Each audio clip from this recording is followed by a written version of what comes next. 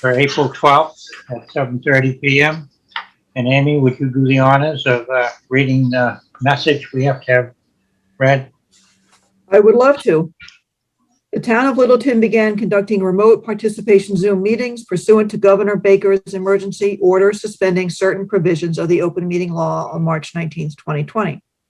Since that time, unanticipated legal concerns related to the open meeting law have been brought to our attention by the town clerk. Those concerns were supported by the Attorney General's office and confirmed by town council. In response to these concerns, the town will implement the following changes, which in no way prohibit any member of the public from participating in discussion and sharing information during a public meeting, and will ensure that all listeners and participants have equal access to this meeting. People that join the Zoom meeting are set so their microphones are muted. If you called in by phone, please use *6 to mute or unmute your phone. So that the meeting can occur in an orderly fashion, we ask that people who join keep their microphones on mute so background noises do not interfere with the meeting. If you wish to participate in the meeting, please use the raise your hand function available on Zoom, or if you called in by phone, dial *9, which will activate the raise your hand function. The meeting host will notify the chairperson of the raised hands, and the chairperson will determine whether and when to allow public comment. When called upon, participants should unmute, then state their name and address. After speaking, we request the participant return their microphone back to mute. Back to you. Okay, I'd like to open the 7:30 p.m. continued public hearing, notice of intent, 228 Howard Ave, R08-42-0, SD file number 204-930, construction of a detached garage. Somebody want to speak to that? Hi, everyone. Good evening. Mike Torrielli here. Hope all is well. Amy, may I share? Please. All right. Okay. Let's see here. So hopefully everybody can see this okay? Yeah. Yes. Yes? Thank, Okay. thank you for color coding it. Oh, no problem. And thank you all for putting me on at the beginning this week. I really appreciate it. So the last time we met, there were several changes that that we were to make, and we were able to make all of those on this plan that you'll see. I'll just run through those real quick. The first one was to move the garage 2 feet closer to the house to do our best to save one of the trees over here, which we did. So you'll notice the if you look at the setback is 2 feet further away from the street. We do still need to take down this one oak, but we feel that the other oak will be able to remain, and it will be fine. As a piece of that, we also needed to mark the plantings that we were going to do to make up for the tree that we were going to take down. So these are marked on here. The proposed trees and bushes are here in pink. And then there's a planting schedule over here. Sorry, somewhere. Planting schedule right here. So I know that Brandon worked with Amy on this. So Amy, thank you, and came up with what would be appropriate to plant to make up for the tree. Next was we needed to completely surround the stockpile with erosion controls, which we have gone ahead and done on here on the plan. We also needed to show where the electric was going to run. We have determined it will run from the house, and it will run right here, straight from the house to the garage. I believe that those were the changes that we needed to make. Do you plan to have water in the garage? Not in the garage. I do plan to have a spigot on the outside just for watering of plants and what have you, but no water in the garage. So you'll have a water line coming from somewhere then? Yes, that'll come off the house as well. That's right here. Proposed water and electric service to the garage. Okay, so it's all included. That's what I'm asking. Yes. Anybody else got any questions from the board?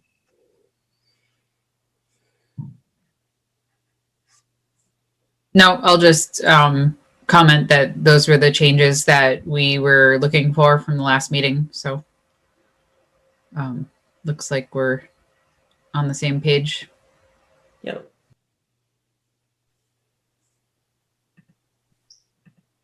Anybody make a motion? Yeah. You want to make a motion, Sarah? Sure, I don't have the number in front of me though. Sorry. 9:30, 2:04, 9:30. Okay, so I move that we accept and order, issue order of conditions for 204. Did you say 930, Amy? Yes. Yep, 930. I'll second. All those in favor? I guess, Kyle, you gotta do your thing. Okay. Carl Melberg, aye. Sarah Seward, Sarah Seward, aye. James Pickard, James Pickard, aye. Brian Crowley, Brian Crowley, aye. Andrew Samarco, Andrew Samarco, aye. Julie Rupp, Julie Rupp, aye. Kyle Maxfield. Kyle Maxfield, aye. That's unanimous. Okay. There's a 10-day appeal period, I believe, on this, so before you should start. And I believe Excellent. you have to register this on your deed too. Yes, we'll have to record it.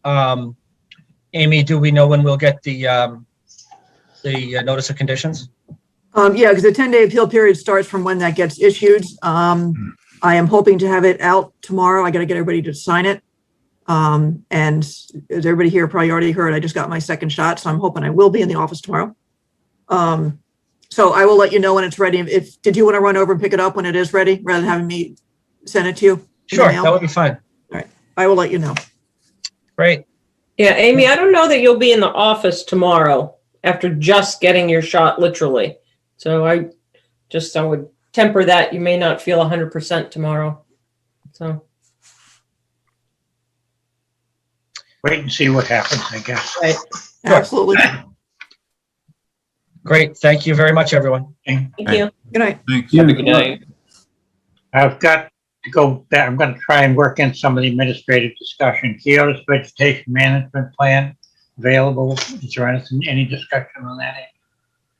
Not really. It's just they posted it. It's online. If anybody has any comments, they are not asking for approval. It's just their regular posting. Okay. 16A, Green Needles, ratification of enforcement order. This was where they apparently had to take down a very large pine tree. Actually, I guess a very large pine tree came down, part of which hit a house, part of which was near a house. So they had to do all the cleanup. It was all rotten. And they got a little excessive with some of the equipment running around and leveling out the area and brought in some loam. So when I got there, they were basically finished, and the hydroseeder people were coming in. I said, go ahead and hydroseed it. Let's get it stabilized. And he will have the information. He's already started sending me information, but they'll be on for the April 26th meeting. So I did issue the enforcement order, and it just needs a vote to ratify it if you agree. I guess I agree. Somebody want to make a motion to ratify this enforcement order, please? Sure. I'll make a motion to ratify the enforcement order for 16A Green Needles. Can I hear a second from somebody? Second, Carl, do your thing. All those in favor, Carl Melberg, aye. Sarah Seward, Sarah Seward, aye. James Pickard, James Pickard, aye. Brian Crowley, Brian Crowley, aye. Andrew Samarco, Andrew Samarco, aye. Julie Rupp, Julie Rupp, aye. Kyle Maxfield, Kyle Maxfield, aye. unanimous. Okay, motion carried. 6 Cottage Way, do you have time to speak to that, Amy? Yeah, well, I was not going to give you the update. I guess, Jim, you just want to know if the commissioners wanted to go into executive session at the next one for an update. Pretty much basically it's just kind of proceeding along. I'm not sure if you all saw this. Rebecca Lacey is leaving Mary's Harrington and going to work for the DEP. So they had to put in a change of attorney notice and stuff like that. But, so Ethan Dively, who's going to take her place on this, said he could come in the 26th for executive session if you want. Okay. All right. I don't think there's too much to report other than an update. There's no strategy, but let me know what you think. Okay. Thank you. 42 Shadback discussion of wildflower in 2014 work. Is that something we can just needs to be tabled until later on? Well, this, I don't think we can really discuss it per se, other than it was an issue that was raised. And I didn't know. That hearing's already been closed and that was issued, wasn't it? No, the 40, in 2014, I will get into a little bit, from the file, it seems like they were building a barn. They got stopped because it was in the buffer zone. I think Andrew went out and looked at Right. it, Okay. and they were told they needed to file, and nothing ever got filed. So it just fell, that was when I don't think you had an agent or anything. So it just fell by the wayside. Oh, yeah. This is the one right next to Sir Dublin Forest. Yes. Yes. That, yeah. Okay. So we'll come back to it, Jim. Okay. And any other updates? I did want to mention that the water department is going to be moving ahead with the O&M on the wetlands park on the Frog Pond piece of it. The exact extent of work is not sure yet. Definitely dredging and cleaning it, and then depending on how much money, frankly, they have left over, they would start tackling some of the heavy vegetation and invasive species in there, mechanical and cutting, and then we'd probably get a bunch of volunteers in there to help that along. And I think the pathway is not in great shape, but it's not horrendous, and it would be really expensive to try to really fix it up. So probably nothing done to the path. So that's just a heads up. They're also putting in for a 604B watershed management grant on, I think, Wednesday. Honestly, God, I'm not exactly sure for what, but it is more probably stormwater type stuff at Long Pond. Okay. My wife pointed out to me today that there's some major work going on Magog as far as the water department from Concord is putting a new water feed line in or something. It's intense. There's barges, cranes, pipes. Yeah. I saw that. I was wondering what that was. Yeah. That a couple of days ago. I thought it was going to be a pumping station for a minute there. I was like, huge. Oh, the Concord work. Yeah. Yeah. As an acting conservation commissioner, we did permit that. Mm-hmm. I'm surprised that didn't come in front of us. It's not in Littleton. None of that road is Littleton, because that culvert is certainly Littleton that they're digging up. I thought they said it was entirely in Acton. Oh, okay. I could be wrong. But I would, even though it's in Acton, I would think it would have an impact on Littleton, just because of the juxtaposition of the lake. Yeah, I don't know about that, but I actually thought, because when we, in that little triangle, when the triangle got worked on, that we had to work in conjunction with Acton, but that was well over a decade ago. So anyways. Just for a point of interest, my father told me that they pulled a house across that pond with horses, team of horses, and moved it up. It's up on Goldsmith Street today. Yeah. That What? house. That's Wow, amazing. that was quite a pull. Yeah, they didn't dare stop. They're afraid they're gonna go through the ice. Oh, God. Okay, 7:45, public request for determination of applicability, 10 Sarah Indian Way, U 27-15, construction of a fence.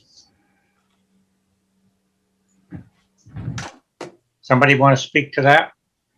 Yeah, this is Hey, Joe good. Brooks, 10 Sarah Indian Way. I'm here today. Can you guys hear me? Yes, Yes, we can. Welcome, John. Thank you. Yeah, I submitted a proposal to Littleton Conservation to Amy's office, so you guys should have a proposal trying to install a privacy fence between two properties. And do you happen to have any questions about it? John, do you have a locus? Do you have a plan? Do you have any photographs that you want to share with us? I do. It's in the application. I assumed you guys had access to the application. Is that a bad assumption? Let me see if I can find it. Let's see. Yeah, historically, when you're presenting, you would show other pictures of the land as well. I will try and reference mine.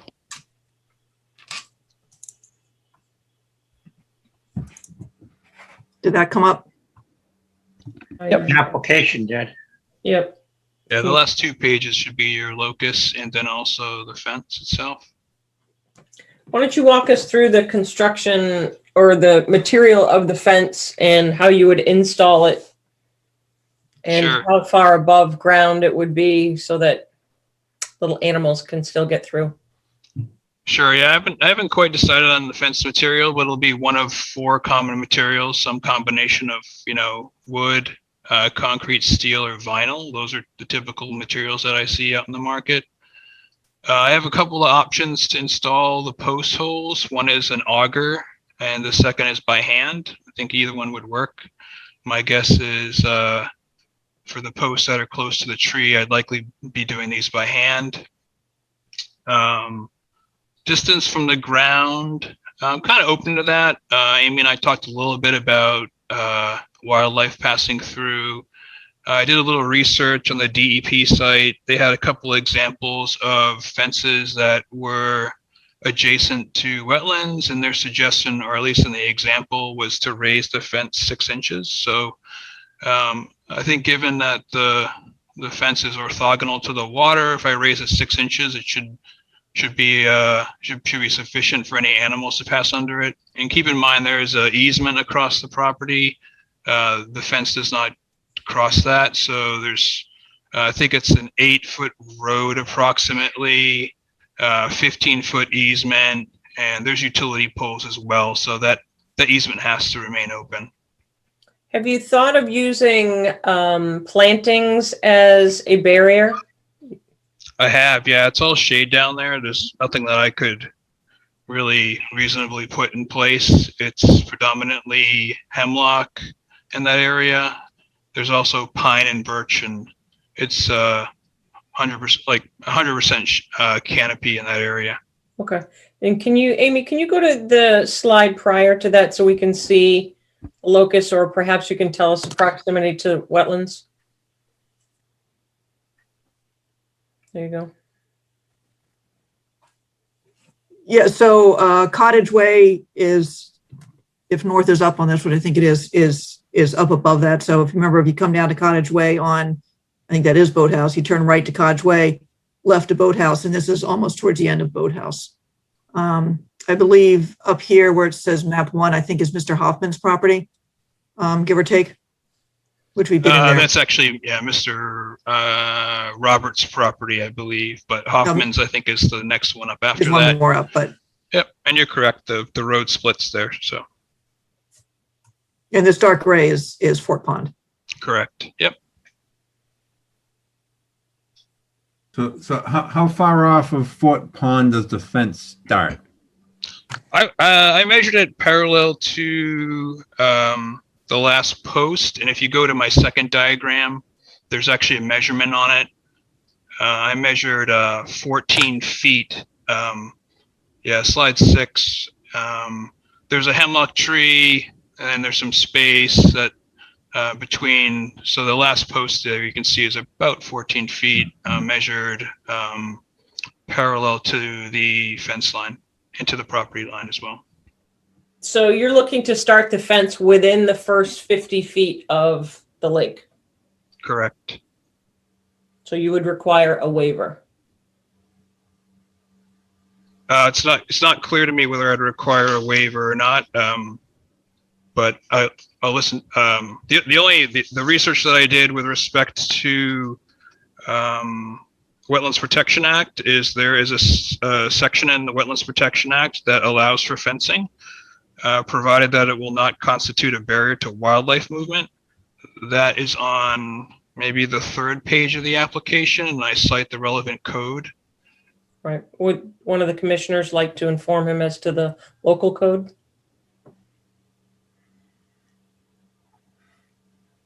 Sure. So in Littleton, we have regulations that have a basically 50-foot no disturb from wetlands or waterways. So any work within the 50-foot buffer requires a waiver. And there are conditions that can be met to obtain a waiver that are detailed in our regulations. This Okay. is the additional town bylaw that you would be dealing with. Right. Okay. If that's the case, then yes. I would like a waiver. This is Anna. Sorry, my camera's not working for some reason, or else I would have it on. I heard you say that it's too shady for plants, but since conifers are growing there, hemlocks, maybe there's an opportunity to use a coniferous hedge instead of a fence. Yeah, I'm not a professional landscaper. The trees that are down by the pond are like, especially on the water's edge, are full-size hemlock trees. So it's true that hemlocks grow very well down there, and so do pine. But it's relatively established, and there's no shade. So I don't know what I would plant down there, to be honest. You mean there's no sun? Sorry, yeah. There's no sun. Excuse me. Thanks. Well, also I would encourage understory plantings like such as rhododendron or there's one other one. Mountain laurel. Oh yeah, mountain laurel also. Yep, that's evergreen. Yep. Things like that. There are other options than a fence, I think, in this case. Yeah, I have some rhododendrons there. I thought they were like fully sun plants, quite frankly. No, they're part shade. They prefer. Are they 100% shade?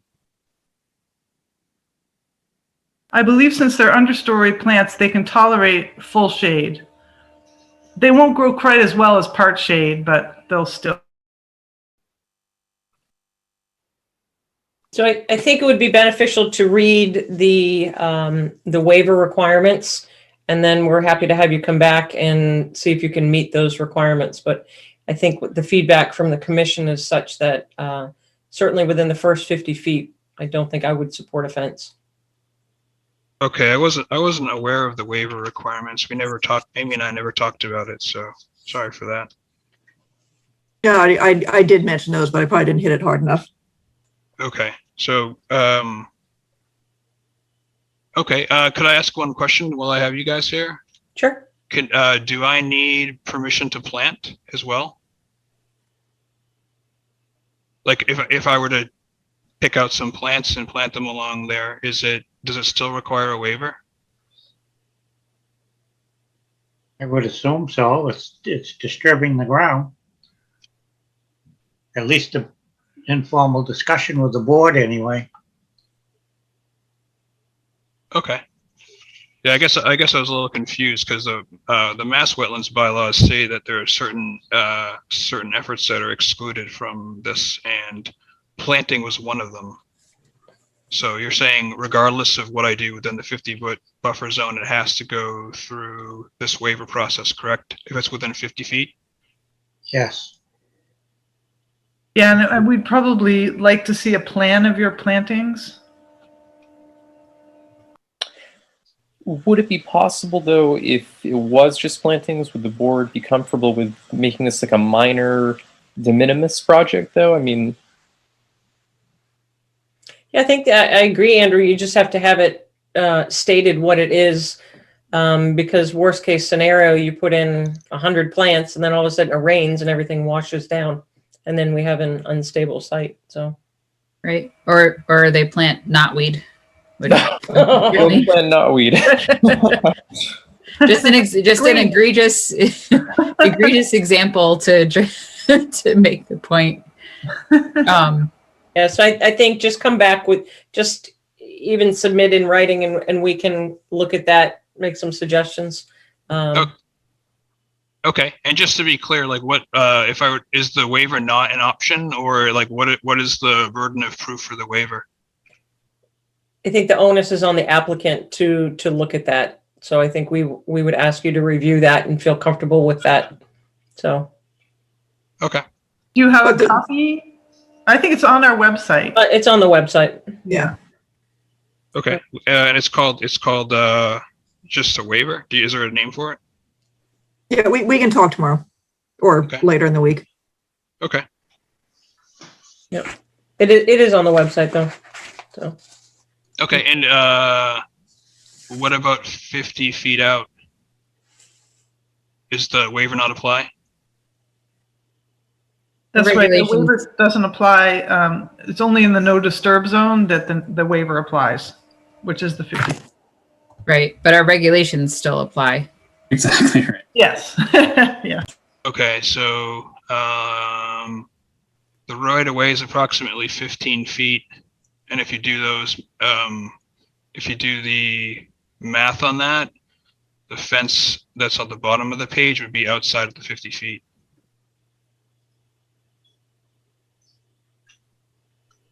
That's where I was going to go. If you did some sort of a hybrid approach to what you're talking about, if you want to, we still need to see what your proposed fence would be, materials and height and whatnot. The height specified in the proposal. I see 7 feet. Yeah, the state of Massachusetts requires 7 feet or less. And then the materials I mentioned earlier, were there any concerns about any of those materials? I think those are very different types of materials to be putting within our, I think I'd be more comfortable one over another for sure. Which ones would you be comfortable over? For instance, I don't think vinyl is I guess I'm not totally comfortable with the passage of animals through a vinyl fence, unless you're going to show us a section where the spacing and the size of the spacings. It would be a 6-inch gap at the bottom. That's what the DEP website has. Right. We have had other applicants in where we had a staggered fencing so that other animals could get through. So it was more of a non-jointed shiplap. So there was air gaps as well, especially with the proximity to wetlands. So What kind of animals are you thinking that'll get through the gaps in the fence?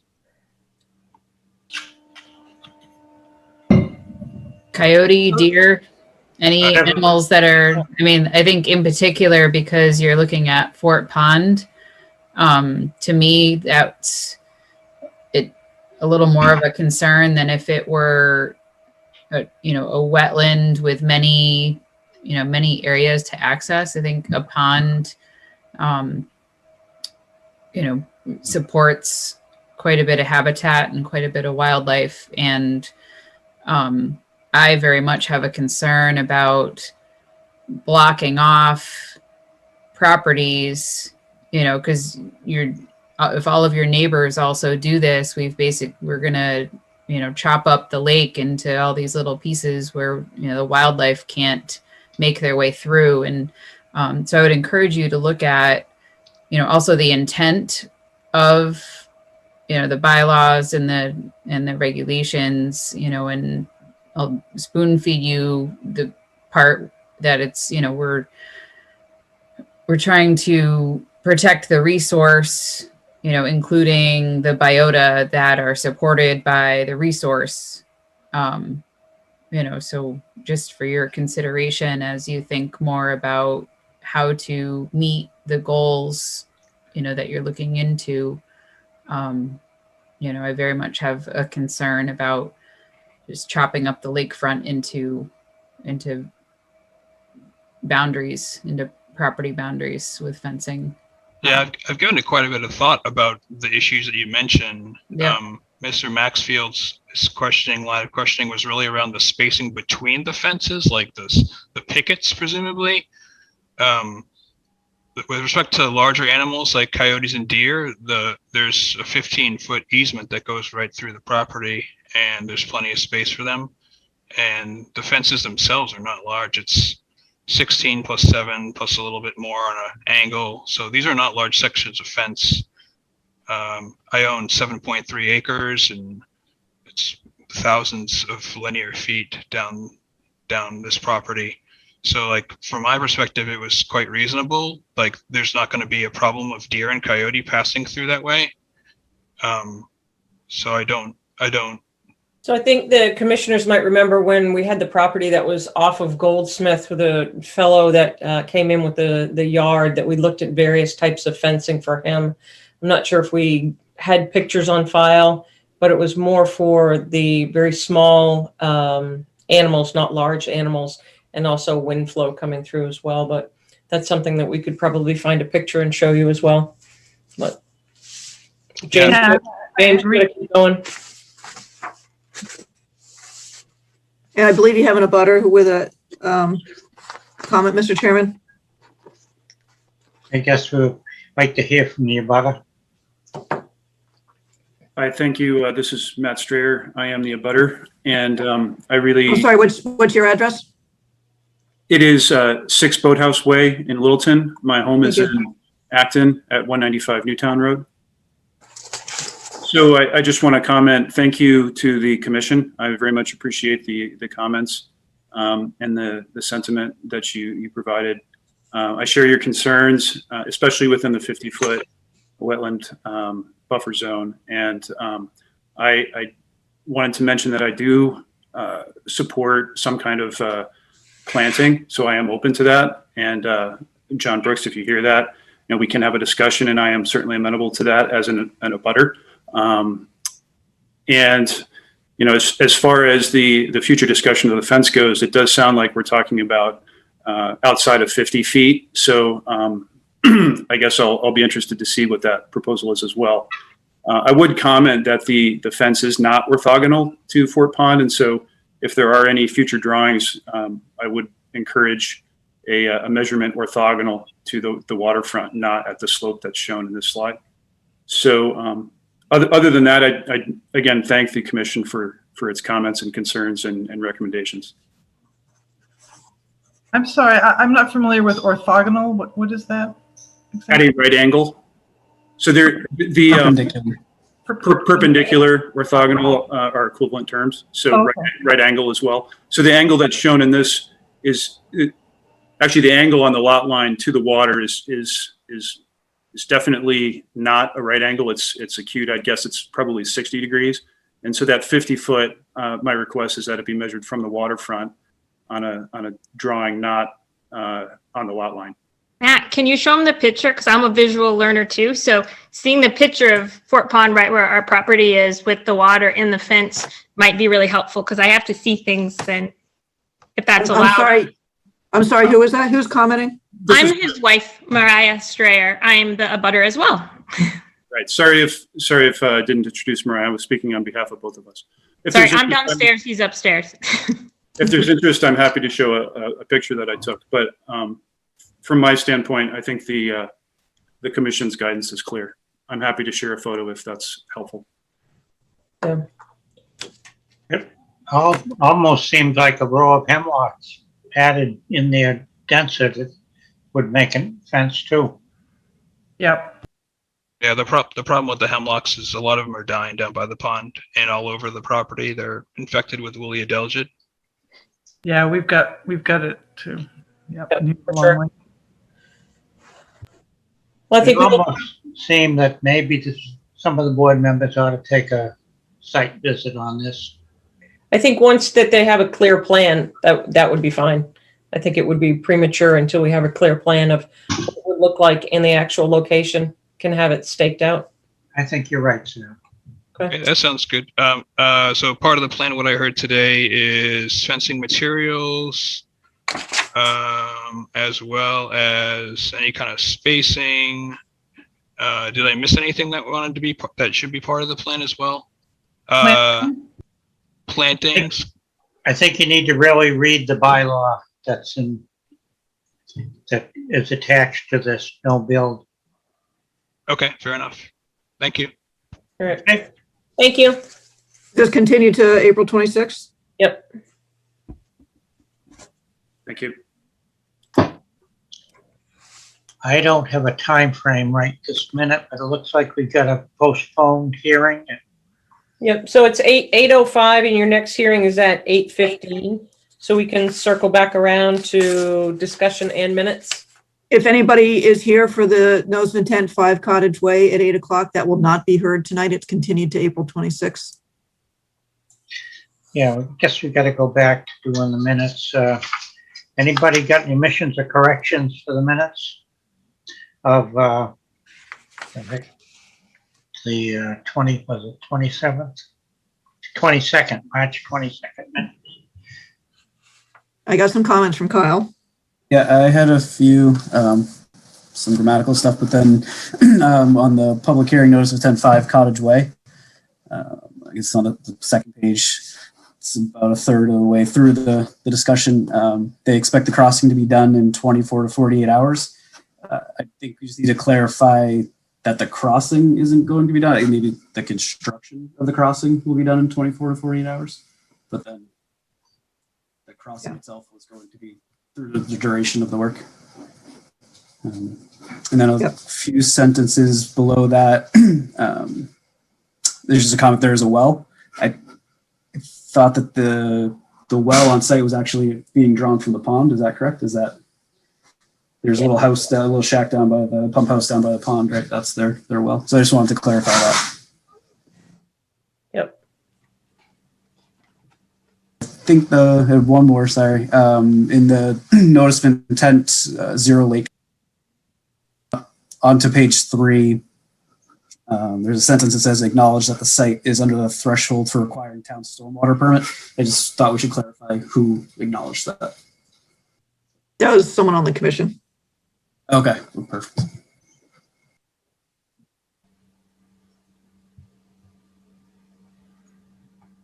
Anybody else got any more corrections or omissions? Nope. If not, we have a motion to accept the minutes as presented. A motion to accept the minutes as amended. Roll call. Do I hear a second? Second. Carl Go for it, Cal. Melberg, aye. Sarah Seward, Sarah Seward, aye.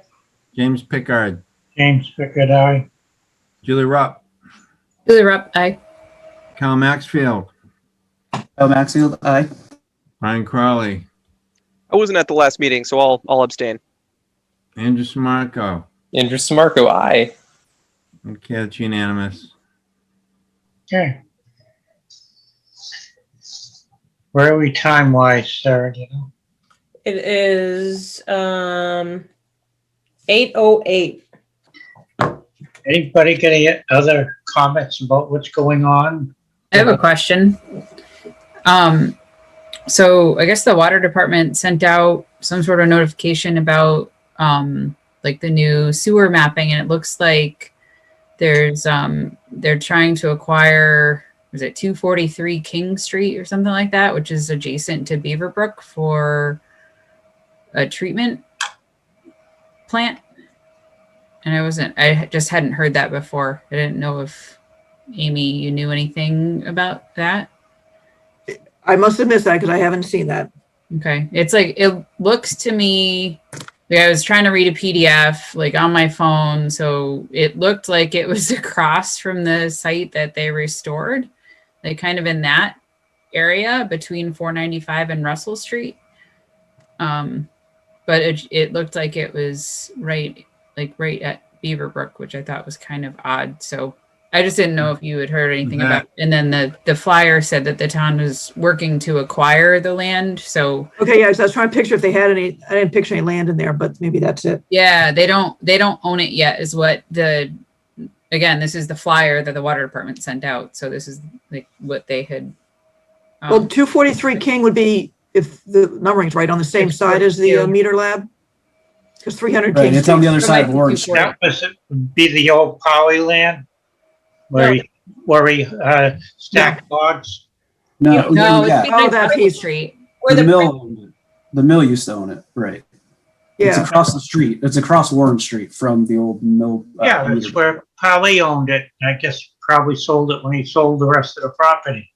right next to the interchange. Yeah, Correct. Yeah, but it looked like it was behind Russell Street, but I could have been reading the map wrong because it was very small. It doesn't make any sense that they would. Agreed. That's why I'm asking the question. I believe there's property behind what was Roy Staveley's property too. Sharon Nakers owned at one point. And that would be behind the big barn that's kind of tucked down into the hill. Yeah, that's what it looked like. It was in that area, Jim. That's what, but again, I was reading the map I was looking at was very small and there were no road names on it. So that's why I'm asking. I just didn't know. Can we ask Amy, or can we send a note and ask for clarification? Yeah, I'll double check it and see where it is. Get a better map from them. Just seems like if they're going to construct that close to Beaverbrook. I think they'd have to have a right of way, get permission for a right of way to get in. Have to go in through what would have been the old Roy Staveley's property. That's the only way in there, I think now. Okay, I should be able to open up this public hearing notice of intent for 16 Middlesex. U15-1140, 204-931, construction of an additional deck. Somebody want to speak to that? Good evening, ladies and gentlemen. Matt Morrow representing the owners of 16 Middlesex, John and Patricia Ledger. I believe John is also here with us this evening. Yes, that's correct. Good evening. Okay. So, Amy, are you going to share a screen or am I sharing the screen? I was hoping you would. I'll share the screen. No problem.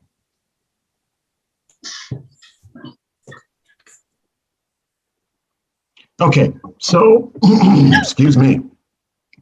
So essentially my clients have filed a notice of intent for an expansion to an existing single-family home within the 100-foot buffer zone. As you can see by this aerial with the drawing, basically the box outline of the addition superimposed, it is for a proposed expansion to a kitchen, 18 feet by 15 feet. It also, if you follow my cursor, this dotted line is a proposed deck expansion. The deck expansion is 8 feet right left beyond the wall of the proposed room and 5 feet beyond the sidewall. The closest point that the work does come to the wetland is about 28 feet. Therefore, I put a request in for a waiver under your bylaw. The actual wetland essentially hugs the side of this intermittent stream and then essentially comes up and meanders off into the woods on, if you're looking at the house from the street, to the left-hand side. And all the work is taking place on this side of the property. There is nothing proposed on this side of the property.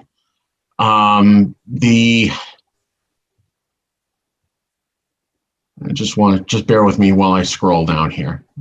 The proposal for the addition and the deck is to be on piers. And you can see by the diagram here that the contractor who is going to do the building, if approved by the commission, is proposing to do a 12-inch pier on top of a 24-inch Bigfoot footing base. The colored in circles are for the decking. Those are concrete bases. You have a double 2 by 10 point beam. And a couple of drawings down, you can see that a side profile of what the piers would look like for the kitchen addition is shown here on this diagram. Essentially, these piers would be buried into the ground and the 6 by 6 posts here would be on top of them. There would be no impervious surface rendered under here. It would remain open ground under the kitchen addition and under the deck. My understanding is that the project was given a DEP number. The only thing that they asked for was to show where the erosion protection would go. And that would logically be right over at the edge of lawn, before the manicured lawn, before you hit the grassed area where there were some landscape plantings, and before it touches the wetland. So it would actually be, if I could just scroll back up, pardon my scrolling. Hopefully I'm not giving anybody any dizzy spells here. But the erosion protection can easily be put with wattles and silt fence, starting at the property line and basically heading straight out this way. We can even curve it in a little bit up here on the developed portion of the yard, just to ensure for a good coverage. We're proposing that staked-in wattles be used. The commission can adjust that at its will, obviously, and that's essentially it. It's a very small and simple proposal. The only caveat is it is within your no-build zone or your no-touch zone.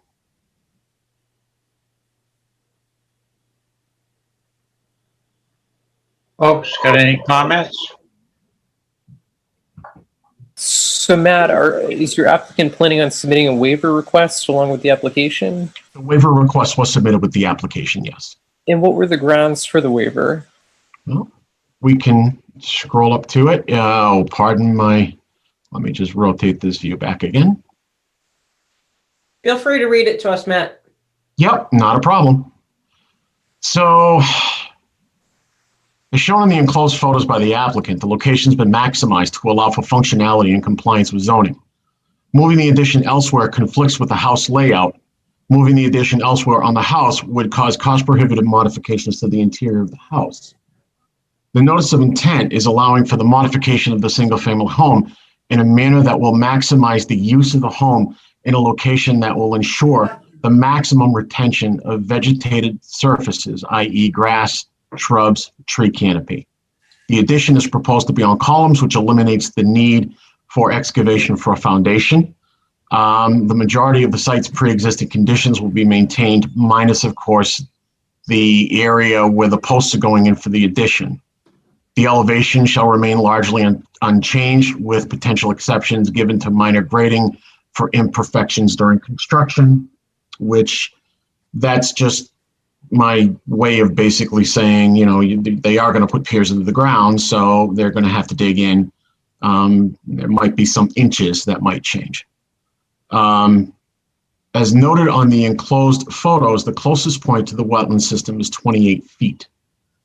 The analysis of a less environmentally damaging practicable alternative. The area proposed will fit in with the existing architecture, allowing for the minimization of site work. The fact that it's going on piers is actually crucial on this proposal as far as minimizing site work within the buffer zone. Farther away from the wetland would require additional potential grading modifications to the driveway and the side yard. Moving the additions to the other side of the home would likely result in the proposal coming closer to a larger expanded portion of the wetland system in Middlesex Drive. On the short-term and long-term protection of wetland resource areas, of course, wattles and silt fencing at the limit of the delineated BVW will protect the wetland from potential damage due to erosion. Permanent stabilization of the work areas as lawn will permanently protect the resource areas. Based on my checking of the maps, there is nothing in a zone A, B, and C or a zone 2. And there are no, what I showed in the notice of intent, there is no risk species, habitats, vernal pools, potential vernal pools, any unusual wetland types, outstanding resource waters, core habitat, anything like that. Nothing qualifies.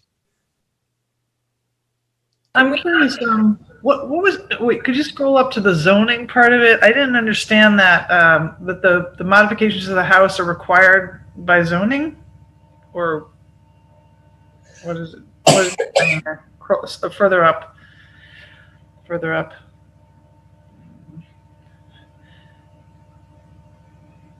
Okay. Well, actually, if I can show you the photo. So current code, bring it into code compliance, you mean it's out of code? No, essentially what that means is that the area that's proposed for the addition would comply with the current zoning codes. Putting it elsewhere might bring it out of compliance with the code.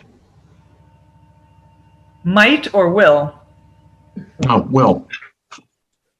Okay, and then you also say allow for functionality and compliance with zoning.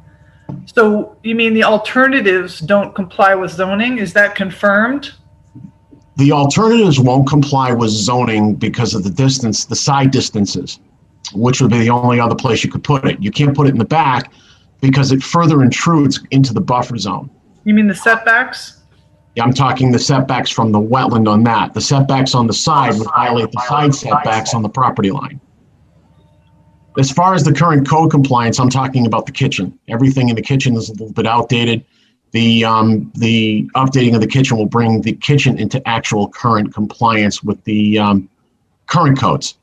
So in other words, when you do a renovation, it has to comply with current building codes. So everything in that kitchen area and the modifications proposed in the house would bring everything into current compliance, whereas everything was built prior under prior codes. Can we talk a little bit about the Bigfoot footings? How far in the ground are they going to be set? And are we going to excavate or are they going to get driven down? May I, if you wouldn't mind indulging me for a minute, I will scroll back down.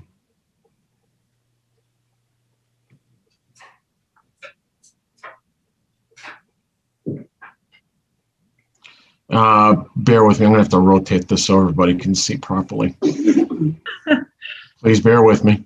I'm not trying to hypnotize everybody, I promise. Okay, so these piers are gonna be down 4 feet minimum below grade on undisturbed or properly compacted gravel. In order to do that, there would probably have to be some type of digging with a mini excavator. John, if you have any clarifications and want to chime in here, please feel free to do so. Yeah, Matt, thank you. So the same contractor did the addition that was done to this house like 10 years ago, and he had a small piece of equipment and he excavated.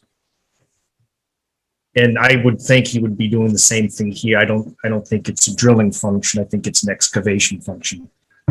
Yeah, in order to do the compaction, the drilling probably wouldn't be able to do that properly. So there would have to be the areas of each post would have to be excavated open.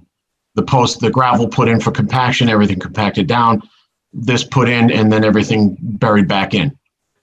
And those posts are 28 feet from the wetlands? The decking is 28 feet from the wetlands. This is actually a little farther. When I say closest point to the work, if you go back to the aerial photos, and again, please forgive my scrolling. It's just I'm using a single source PDF. I figured that would be easier than trying to continually switch screens. The corner of the deckings here would come within 28 feet of the wetland. The kitchen actually goes, I want to say about 32. I don't remember the exact measurement. I was measuring the closest of any work into the wetland. That was my consideration. So if I may, this is John. The difference in between the dotted line and the solid yellow line, that is 8 feet. So you're talking here and here, 8 feet. Exactly. Yeah, that's 8 feet. Yeah. So the kitchen itself would be about 35, 36 feet. We'll say 35 to be conservative. And just to reiterate, the dotted line to the wetlands is how far? 28 feet at the closest point, Okay. which would be here.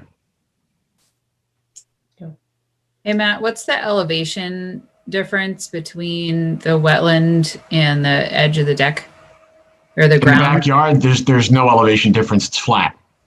It Okay. starts to slope up as you head to the driveway.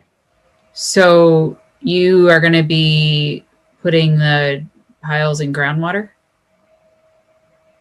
To my knowledge, no, they wouldn't be in groundwater. The area is over here. Your wetlands over here. Right, but do you agree that wetlands typically are at the same elevation that you would find water beneath the ground in the direct vicinity of the wetlands? So Well, there might be there. Yeah, I give you there might be some potential for some groundwater in there, which is the reason likely why the posts are made of the material that they are, and they're compacted into gravel to allow it to drain so it doesn't heave. But I would also point out that this particular wetland, if you look at the shape of the stream in that area, it looks like it was actually originally dug as a drainage system connecting wetland to wetland, and it obviously converted to wetland. So it functions more as a drain. So all of the runoff from the water goes out this way, and it's carried away from the site. So while there might be some groundwater, I just don't think it would be that serious of an issue. So you won't have to dewater. No. Well, I don't know that you can be emphatic and say no on that. Well, obviously there's never 100% guarantee on anything. You'll have to have some contingencies though, then in your plan. Absolutely. I think the question is, does this meet the waiver requirements?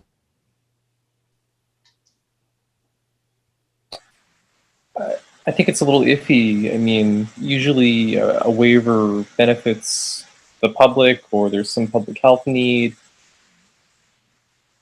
I agree. I mean, would you think that the bringing it up, that's why I was asking about the code issue. If it's bringing it to code, if there's some safety issue with gas lines or something that to bring it up to code, I guess it might fit into public safety, but I don't. Yeah, and I doubt that it's out of code. It's just anytime you have to bring it up to the new code. Yeah. And you could bring it up to code without an addition. Fire hazard. Well, and you could bring it up to code without an addition. Right. You could make the argument. I think it would be. Or, I mean, also you did mention that you could put it on the side of the driveway with grading. And so maybe we should see that option just to see what you'd have to do in order to have that alternative. If you look here, expanding to the side proximity to the neighbor's property line, which is 25 feet, it would bring a challenge with your zoning, basically right here where the driveway is, just before your driveway. The kitchen is approximately here. It would present a challenge architectural wise to put it here. And then it would be too close to the house, to the neighbor's property exponentially. Right, but ZBA grants, I mean, most of the lots in Littleton that were built, prior to the last, 20, 30 years are non-compliant. The lots that were built in the lake neighborhoods, they're already non-compliant. And so ZBA hears cases all the time to have exceptions. And I thought the setback attached to the lot to another property line was 15 feet for attached and 10 feet for a detached structure. Certainly double check that before making any solid plans. But I think in the past we have had, the resource area tends to take a precedent over a setback. And generally ZBA, will hear these types of cases and grant some leeway in recognition that the lot was already non-conforming in the first place. This is John, if I may. So in this picture, you can see the solid yellow line is where the kitchen is now. So, and it's fairly narrow. So to expand it towards the neighbor's property, say in the direction of that solid yellow arrow, that just makes for a longer, narrow kitchen. So if you just, like we're thinking in terms of, quality of life and usability of the kitchen, it would make for a better kitchen if we could expand, widen it instead of lengthening it. And so that's why we're trying to, push towards the back. It would make for So, Is there any way to maybe put the kitchen where the present deck is, and then put your deck to the side, where the yellow arrow is? So the deck would be out there instead of toward the wetland. Right. I think we just have to be very consistent, commissioners, that we're really talking about a resource area here and doesn't meet the criteria for the waiver.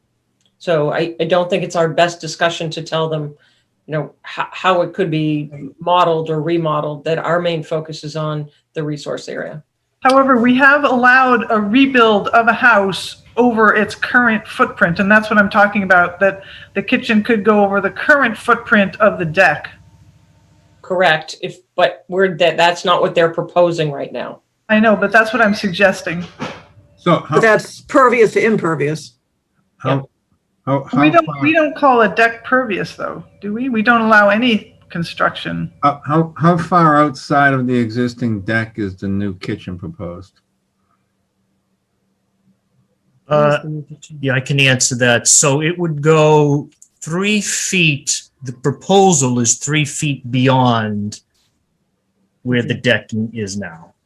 And it would mate with it on what I'll just say is the top side. And the deck is supported by what, 4x4s or? Yeah, I think they are 4x4s, and there is a footing there. The footings that I think those might be lighter duty footings than the footings that were placed underneath the roofing that you see there. This contractor built that room in the back in 2013. And those pillars are the kind that you excavate a hole and you sink about a 4-foot tube and so underneath the deck there are pillars and footings present. Yeah. But they're a lighter weight. I think so. Yeah. I think it's more of like the sonotube variety.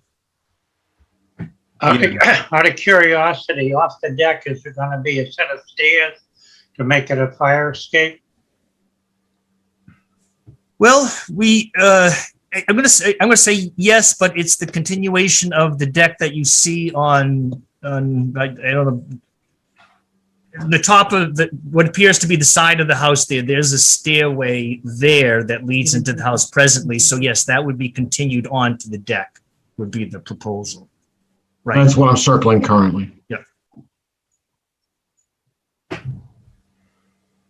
So I think from my perspective, big picture is that we really need to see the alternatives analysis from the perspective of why there's no other choice to do anything else other than what you propose here to meet a waiver condition. I don't feel that what's written up currently meets the requirements of a waiver. And it's our role to protect the resource area. And so whereas there is space on the property to do an addition elsewhere, I really think you need to look at that in a little more detail, and prevent further encroachment on the resource area. I think if I may address that, please. So really, if you think about it, the only other place that you could expand is on the side of the house, and that's shown in the other picture.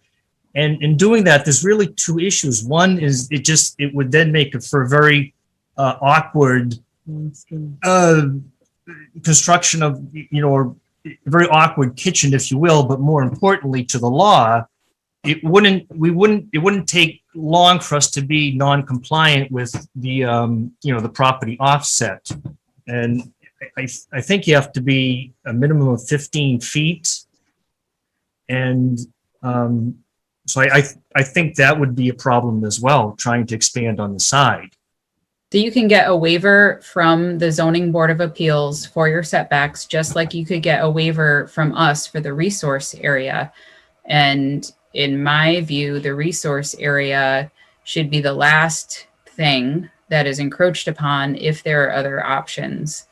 And I think, again, the waiver conditions are not met for our bylaws, and that needs to be looked into further. But even if like this building was done on that side of the house, wouldn't it still be within the 50-foot no disturb zone? No, so right, if we're 25 feet from it now, and there's a 15-foot buffer, that leaves just 10 feet.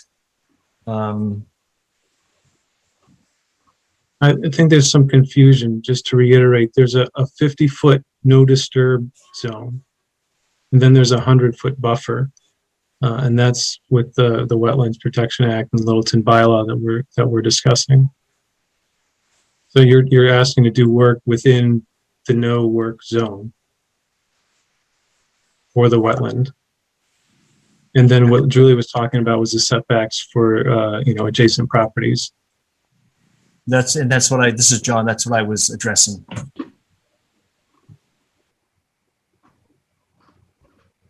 Okay, so John, if you're agreeable, I'd like to continue this meeting to the 26th of April so I can gather the data together that the commission is looking for. I think between you and I getting together on the property early next week, we'll be able to make a good effort to address the concerns that they're asking and show the alternatives in a more clear light. That sounds good. Hey, Matt, I'd make one of your alternatives just to show us so we know constructing on top of the existing deck and what would be involved in supporting that structure. Okay, that's an excellent point. Thank you very much for pointing that out.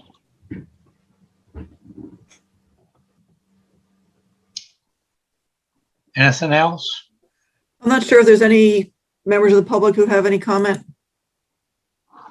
If you could stop sharing, Matt, we can see everybody at once. Thanks. No, I guess not. I know when I put out the, as I usually do, Amy, when I put out the abutter notices, I always give abutters an opportunity to email me for a copy of the NOI if they want. I had no takers this time. Yeah, I email it to somebody. Okay, I guess we'll see you next meeting. All right, great. Okay. Thank you, folks. Have a wonderful night. Thank Thank you. Stay safe. Thank you. Is everyone seeing a readout like when people talk? Yes. If you go along the bottom, one of the choices in the bottom thing is to turn that off. Oh. Closed caption, the CC. I think you can turn it off. Yeah, I was looking at that. I was surprised at how accurate it actually was. So it said butter for a butters. It said. Yeah, butter's a tough word. Every time I write a butter on a Word file, it spell corrects it as butter. So yeah. Okay. Well, good night, folks. I will see you soon. It's interesting. Stay safe. You too. Good night. Good night. Public, 8:30, public meeting, request for determination of applicability, Pan Am Railroad, wetland delineation. You want to speak to that one? Or is somebody else going to speak to it? I don't think Keith is here. He said he had 4 other meetings tonight and he would try to make it and might show up later. Unless you, because this is just the usual RDA for the wetland delineation that the railroads need to do for their vegetation management plans. And I did do the walk 5 years ago with him to confirm where they were. So I don't know if you want to push this off to the end and see if he shows up and we can pick it up then. Okay, but we're going to have some space here that public. Or if you're amenable, we can have the discussion without him, but Well, can you fill us in? I assume this is the tracks that go by Flame? yeah, Or- exactly. Yeah, it's kind of a small run. Let's have the discussion.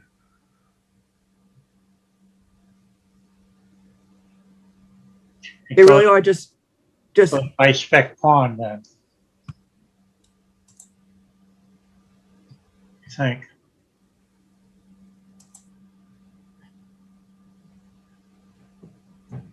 Let me see if I can pull up the plans here. Oops, that's the wrong one.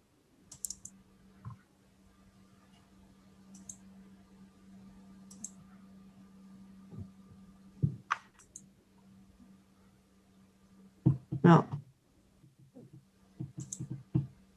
No, I can't get back. There it is.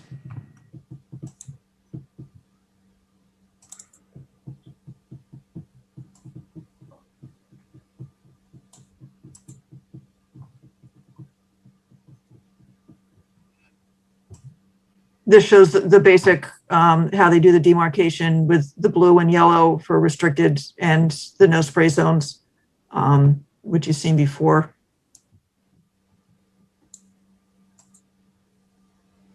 I believe at one point those tracks were pretty near underwater before they redid the road and the culverts.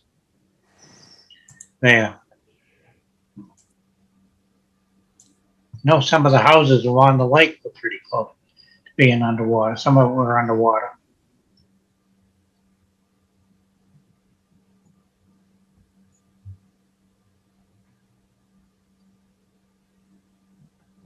So the question in front of you is whether you would be willing to submit a 2A approving the wetland delineation, or if you want to wait and hear from Keith and or try to get a site walk. How often do they typically do this, Amy? Is it every like 3 years? That they I 5? think it is every 5, yeah. Seems like we should hear from Keith at a minimum. Yeah, so why don't we wait to the end of the meeting, and then he said if it had to be continued, to be continued, if he can't make it.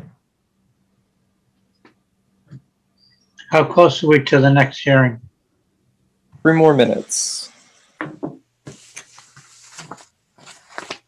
Guess I can at least read the notice anyway, whether we move forward on it. Yep, no, that's fine. Public hearing notice of intent, 56 Howard Ave, U41-11-0, Mass DEP file number 2049XX, installation of replacement sewage disposal system.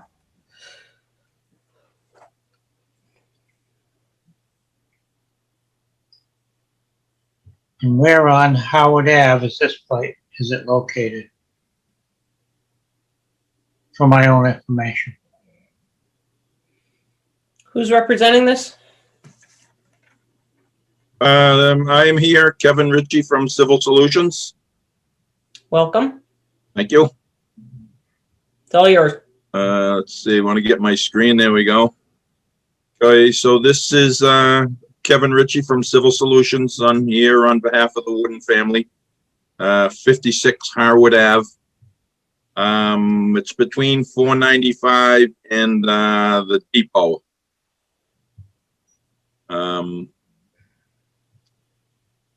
Not too far from, is it Page Fencing or, does that make sense? Does that kind of describe where it is?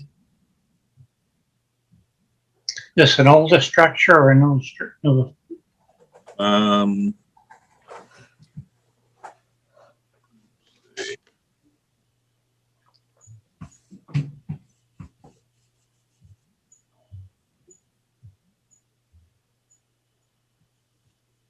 Oh, 56, I think, Looks like it was built in 1900.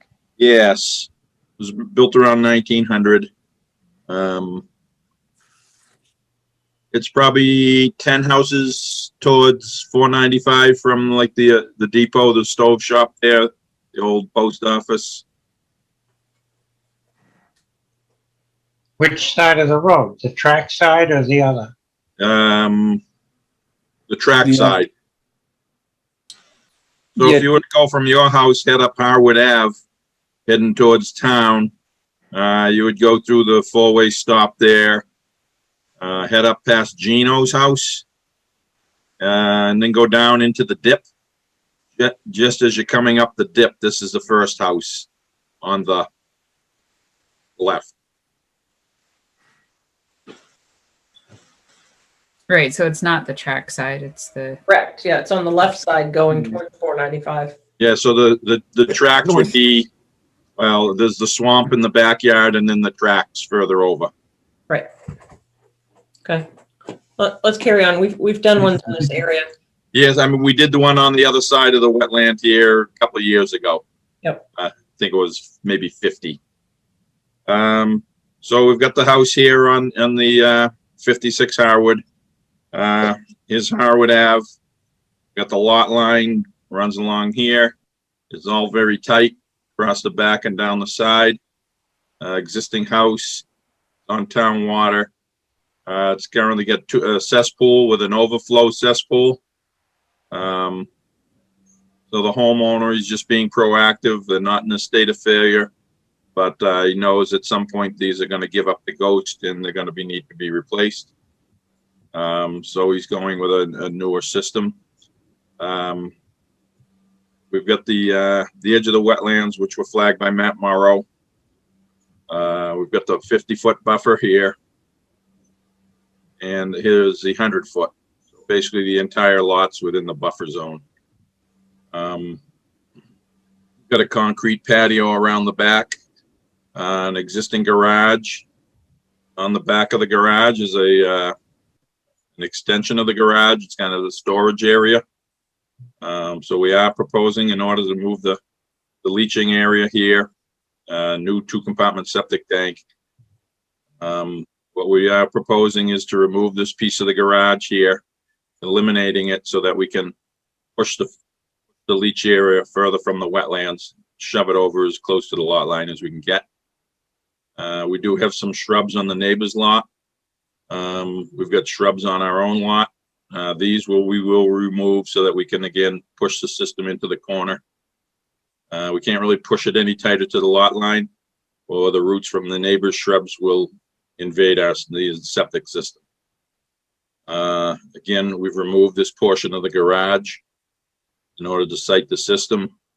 We've moved the leaching area closer to the garage, again, just to move it further from the wetlands. So we have gotten the variance from the Board of Health to allow us to move this system closer to the garage. With the removal of this structure here, we are proposing to connect the garage to the house by adding a small structure here, basically a little breezeway, a little hectare. The square footage of the addition is 179 square feet. The area of the shed that we will be removing is 171. So it's pretty much an even swap on impervious area. We have looked at changing the configuration of the septic system to try to get further from the wetlands.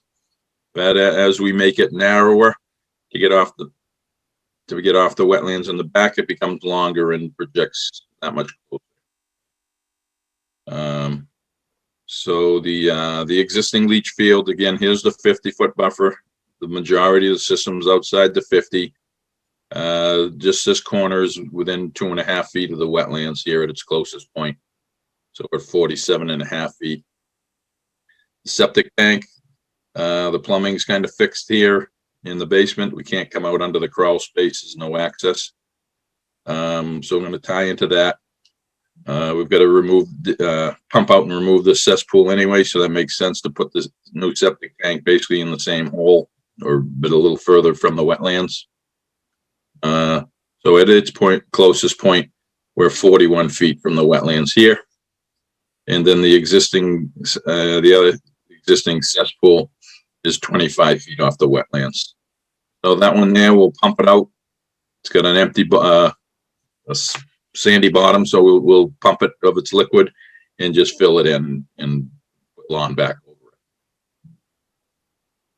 over it. I've got erosion control down the back property line. There is a fence here, kind of around the edge of the lawn. So this area, all the area where we'll be traveling and working is previously disturbed. It's all lawn area. The trucks will have to come in off of Harwood Ave here. Up the side yard, we do bring the erosion control out to the street. It's basically, it's a steep banking around the perimeter of the lot. A 12-foot difference in the area of the septic system and the edge of the wet.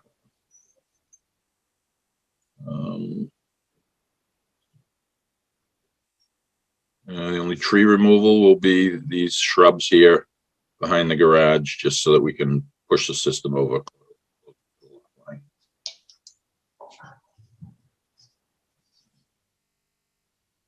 That's pretty much it, I would say.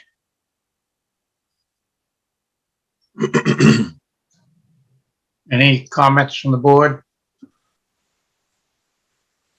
It was a pretty thorough walkthrough, and it seems like, you got the system as far as you could away from the wetlands. So, and you showed where your erosion controls will be. So I think it seemed pretty straightforward to me. I think it's a positive that they're going to a septic system from a cesspool. I do too. Yeah, for sure.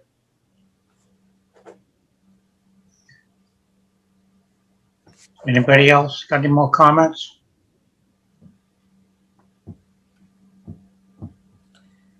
You do not have your DEP number correct, right? Correct. Okay. I did, I mailed it in to DEP. I did file it electronically, but I mistakenly sent it to the Northeast region rather than the Central region. Okay. So they did not forward it, and I did send a new one in to them. Okay. So I think we gotta hold off until the next meeting to. Right. So, but I think you have positive support from the commission. So. Do you think Mr. Ritchie needs to come back, or just the owner, or? I don't think so if there's no changes. So we would go ahead and move this to the April 26th meeting. And hopefully you have a Mass DEP file number by then. Right. So that's all we're really waiting for, I guess. Okay, great. Thank you. All right. Thank you very much. Yep. Thanks. Where are we time-wise? Not quite there yet. 5 minutes. I have 8 minutes on my phone.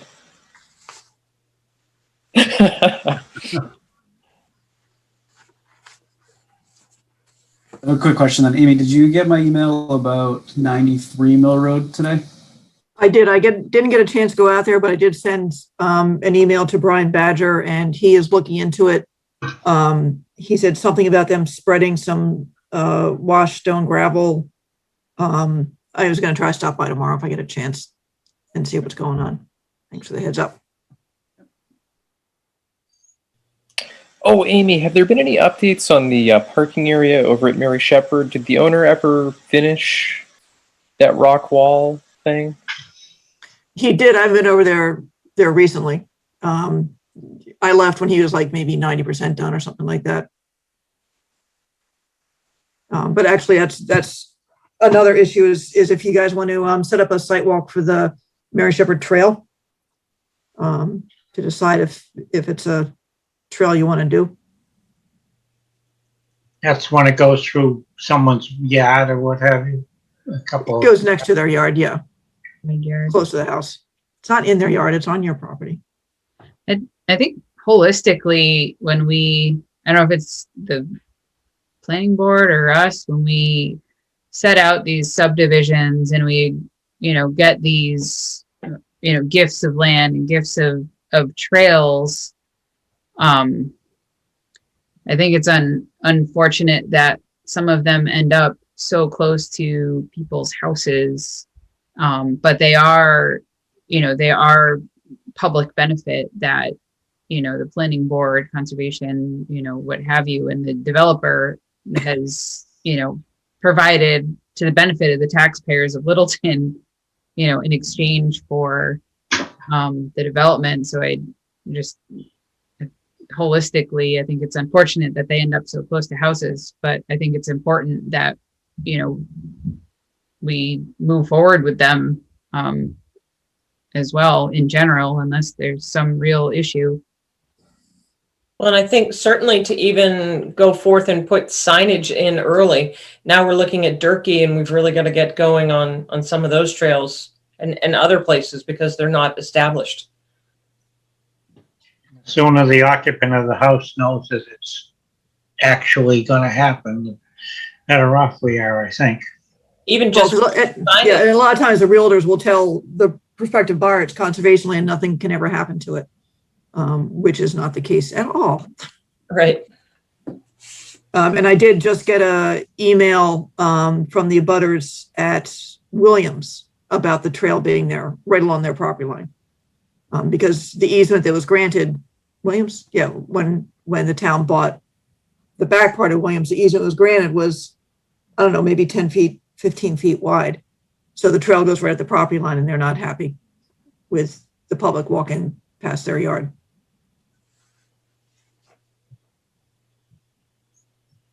Maybe some shrubbery, high shrubbery needs to be planted. There's no room. If they want to put it on their side, you know, but we're up against the stone wall with the trail, because there's really not, the easement wasn't very big. And there was, what's the other development? They were gonna give some land as part of the planning board. And so the question went around, does the Conservation Commission want it? And one of them parcels was in the cul-de-sac, and so in the circle, like, no. And the other one was maybe a 10 or 20 foot strip behind all the houses. I said, I want nothing to do with that, because it's just gonna be monitoring. Yeah. So maybe at some point we'd have more of a discussion with the planning board about the value and what's going to happen with these lands and who's going to maintain and make sure they don't turn into leaf dumps. Right. And that's, I mean, you bring up a really good point too, Amy. That's an awful lot of work in monitoring for, kind of token land in exchange for, a subdivision. It seems like it should be a little more meaningful and, I completely understand that, you may not want a public walking path directly next to your house. I get that. We've had conversations before with other projects about, hey, this isn't really meaningful. It's going to disturb this, the abutter. So it would be great to, on your massive list, I can email you and Maren about it and, and just ask, like, can we get this on the radar when we talk to developers from a holistic standpoint? Yeah, I think, yeah. Go ahead. And at the very least, the next time this comes up with a subdivision, basically. Right. I mean, there is value to having open space behind the houses, because wildlife can pass it through it, but you're not going to put a trail in the one I'm thinking of. You're not putting a trail in it because it goes nowhere. This is up against Mill Hill. It doesn't actually connect. But again, I just see it just going to become a leaf dump. Yeah, you probably know it. You go, Kyle. You want to swap? It's great that they gave us the 30 feet or 40 feet swath of open space, but like you just said, Amy, what is it? It's not. It's a nice buffer for our backyard, I guess. Not that the amount of tree clearing they're doing. So am I hearing Kyle's going to be the land steward out there? I'm going to write that down. Got it. There you go. Yeah, it's sort of also like the being offered wetlands, as a you can't. It's not developable anyways. It's not valuable to you anyways. So it's right, a token gift. Even though we like wetlands, we want to protect our wetlands, of course. But yeah. Well, I also just finished an inventory of the conservation lands that all came up on when the assessors did a search for conservation lands. Mary Shepherd is not actually listed under conservation, so I said, well, let's fix that. A couple parcels, which I didn't even realize we owned, showed up. And I came up with a long list of ones. Some of them are in Long Lake area, the Hergate properties up against Durkee. Some that would seem to make sense to at least partially come to Conservation Commission because of where they are. So I think the town's kind of willing to start that discussion. As much as, are there parcels that the town could sell and that are buildable, that the town's just kind of holding because they took them for one reason or another, so.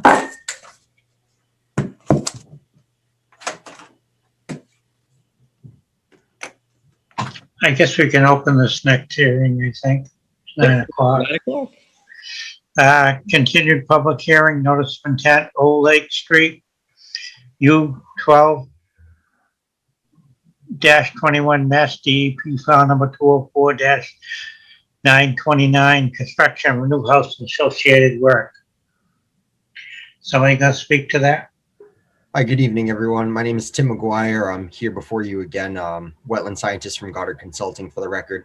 I'm also joined by Ian and Ruben, the engineer from Markey and Ruben tonight. So I will, with the permission of the commission, I'll do a screen share with what I have.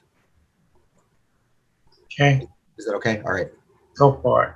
So here I have the colored up plan. So since we were last before you a few weeks ago, we've made some pretty substantial changes to the plan in light of some comments from the commission, and with also keeping in mind comments from the abutters as well. So we were able to, it's my understanding that the commission was on site in the interim. I was out there a few days ago with Amy and another member of the commission for another site walk. So I hope that at this point the commission is very familiar with the property and the area. So essentially, changes that we've made to the site plan. At the previous meeting, there were some concerns in regards to drainage on site and placing, the septic system and retaining wall within buffer zone here from the wetlands. A reminder that we are still maintaining all work outside of the 50-foot buffer zone, and we are not seeking waivers of any kind for that.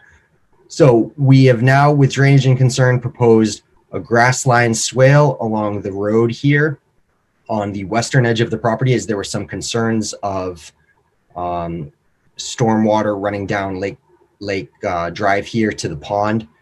And we've also included a vegetated infiltration area here on the southern end close to the property boundary. So that has necessitated a slight revision to the limit of work, which was previously just straight across. But now we do have the stormwater feature in here as well. So that's going to be seeded with an erosion control seed mix for detention basins and moist sites. Now, along with the stormwater features to address some drainage concerns, there were also some concerns on site in regards to the quantity of hardwoods in this area. So as a reminder, this upland area up here outside of the commission's jurisdiction is absolutely covered in Japanese knotweed, along with Oriental bittersweet and some honeysuckle as well in here. There were concerns that there were some big hardwood trees on site. Within the limit of work in the property boundary, we determined there was about 7 or 8 trees, a few of which were Norway maples. So what we are essentially proposing here is to, while keeping in mind that the commission wanted to see the maintenance of some hardwood trees on site, as it was stated that they are rare in the town of Littleton, we're proposing a substantial buffer zone restoration plan in between our limit of work and on the town's conservation land to the south here. So with that, we're planning to completely remove any invasive species within this area you see hatched here in purple stripes and replace it with some native plantings. Now you'll see that they are kind of sparsely planted here. That is keeping in mind that there are some large native trees in this forested area. It's just very well covered in big, thick Oriental bittersweet vines, some knotweed, multiflora rose as well, and a little bit of honeysuckle. So the reason that it's not completely saturated with new plantings is to account for those existing trees and shrubs in the area. So we're proposing big tooth aspen, red oak, shagbark hickory, and a couple sweet pepper bushes in this area. We heavily listened to suggestions from the commission members that were on site and from Amy at the previous site walk with these plantings in mind. And you'll see that there was some discussion, if you remember from the last hearing we were before you, of this area here, that it had some hydric soils but completely lacked hydric vegetation. We do propose putting in a couple of sweet pepper bushes here, as those plants tend to do well in kind of transitional areas that all, you know, in this area has the soil to be a wetland, but whether or not it has the topography, you know, it's up to question, but we'd like to put some, you know, facultative wetland species in that area, you know, for the future in mind. So again, what we have here for buffer zone impacts is 2,960 square feet of impacts to the 100-foot buffer zone and 0 square feet of impacts to the 50-foot buffer zone. We have 6,439 square feet of buffer zone restoration proposed in here, in which invasive species will be completely removed from site and brought to an incineration facility off-site, as described in the buffer zone restoration plan that was submitted last week to the commission. So again, there were concerns about drainage issues that we've addressed, and you know, also we're proposing almost twice as much restoration for the impacts to buffer zone that we are presenting. It's not exactly twice as much. It's a 1 to 1.95 ratio. But these are the revisions that we've made since our last meeting, and I will open it up to the commission unless Ian Rubin from Markey and Rubin is on as well. Ian, if you had anything else to, you know, that I might have missed on that you'd want to touch upon, feel free to hop in. Good evening, members. I think Tim has addressed the issues, and I'm prepared to answer any questions. Although I suppose I can say one thing, and that is that if we look where the swale starts, that's at the bottom of the slope of any grading in this area. So any runoff that's being diverted towards Lake Drive will be caught by the swale and taken to that infiltration area. And I'm prepared to answer any questions that you may have on that. I have a question, Ian. I'm curious, when you were last on site, or what struck you about this site? Anything that you found unique? Well, not really. I mean, you know, it's I suppose the only undeveloped site there. I thought there was more of a concern next to the property owner on the other side about having water go towards his septic system or something. Right. We addressed that with the Board of Health, and we came to an agreement, which is to prevent water from Ivy Road coming down here and building an embankment there to keep it on Ivy Road down to where the swale is. So it's not affecting this side of the property at all. Now here, Ian, I think I can zoom in better here. Right. Yeah, you can. I think it was cut off by my colored plan, but I have the uncolored plan here. You can see the gravel berm. Right, this 6-inch gravel berm. That is what was agreed upon.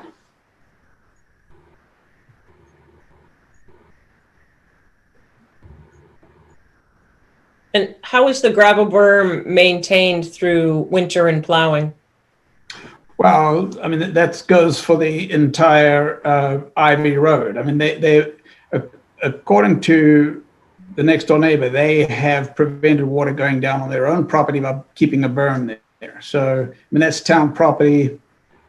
I think I should just mention one other thing here.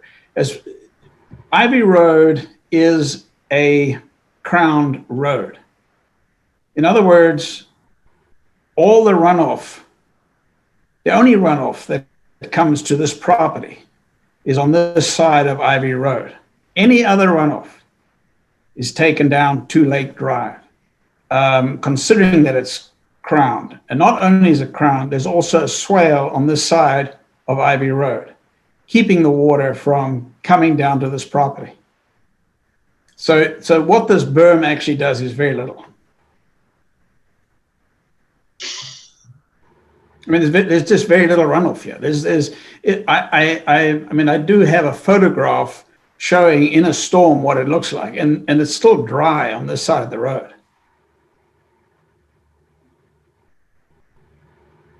So Tim, this is Carl.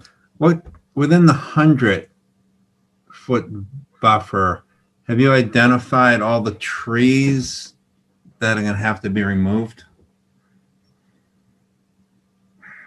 We don't have them specifically shown on the plan, no, but I believe there was a big tooth aspen in there, a couple oaks, and I think one of the Norway maples, but we don't have that specifically shown. Again, there's not a large quantity of trees out here, several of which are along the road here. We identified at the last site walk to be off-site and that they should not be impacted. There's a big hickory kind of right in the middle here, and a couple red maples up kind of by the corner by this telephone pole as well. But no, we don't have them shown on the plan. But again, we're cleaning up. We're proposing almost twice as much restoration as we are for impact 2 buffer zone, including I think it's 10 tree plantings here. And keep in mind, it is stated within the buffer zone restoration plan that the exact quantity could be to the discretion of the supervising wetland scientists to allow for more plantings than are what is shown, so long as they can meet the the Army Corps requirements of being planted 8 feet on center. So I think it's important to show every tree that's being removed and their size. I think both of those things are important for us to know. Hey, Carl, it's Matt. I did get out there to take a look. I didn't take an inventory of what was there. But the surprising thing we saw, like you said, is some of the nicer trees, like that hickory and the ones that, were on the corner up there, are actually not on the property. See where the red line is at the top? And then the road's not until the dashed line there. So there's a strip, and I'm not sure what the width is. But we had looked at that and talked that those trees, if they use, there's some basic, critical root protection zone, should survive. Some of the trees on site, were smaller. Like Tim said, there was just Norway maple mixed around in there. If you've taken that walk through the town land, there's just a big mix of stuff that's you want to see and stuff you don't want to see. We're like, oh, look at that nice sized tree. Oh, that's a Norway. And then I saw a couple of the red maples that were on the site actually had some storm damage and the top was broken out. So I mean, just a general sense of assessment. Again, I didn't take inventory. The trees that are being impacted, like we identified like the aspen and all that, to replicate, hickories and aspen and some of those other hardwoods down below seem beneficial in that we can sort of conserve that same canopy and, ecosystem service, getting them out of the limit of work. How big are the diameter of the new trees that are being planted? So I have it specified in the planting schedule that's up here, 2 to 4 feet or larger, so not very huge in diameter. They don't sell 20-foot trees really, but well, they do. They do. I would recommend. We have a lot of issue with browsing. Anything small like that would probably might be eaten. So typically, with our plantings, we do either 1.5 inch to 2 inch is a decent per caliper tree, just to make sure that it doesn't get damaged through that first winter with browsing and gnawing and all that sort of. Sure, we would be perfectly amenable to that if that's something the commission would want to specify in conditions. Absolutely. We would agree. So, And I will say, Carl, when we were out there, whenever that was last week, Matt and I, we did count like the 8 to 10 trees on the entire site. And maybe not half of them, but a portion of them were outside the buffer zone. So within that buffer zone, Amy and Matt, are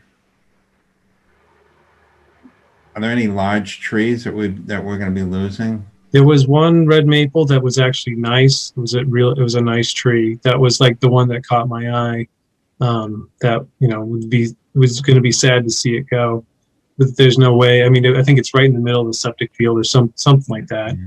Like I said, some of the other ones, they kind of looked like they might not survive on their own in general. Yeah. And then,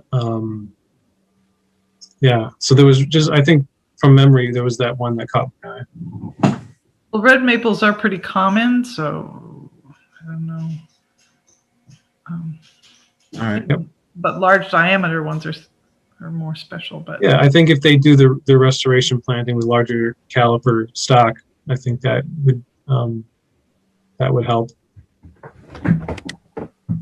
Tim, I see you're calling for herbicide use in the buffer restoration area. Could you talk a little bit more about that? Yeah, absolutely. We've implemented several different methods of removal. Again, we've pretty much got everything nasty that could be out there: Japanese knotweed, multiflora rose, oriental bittersweet, honeysuckle.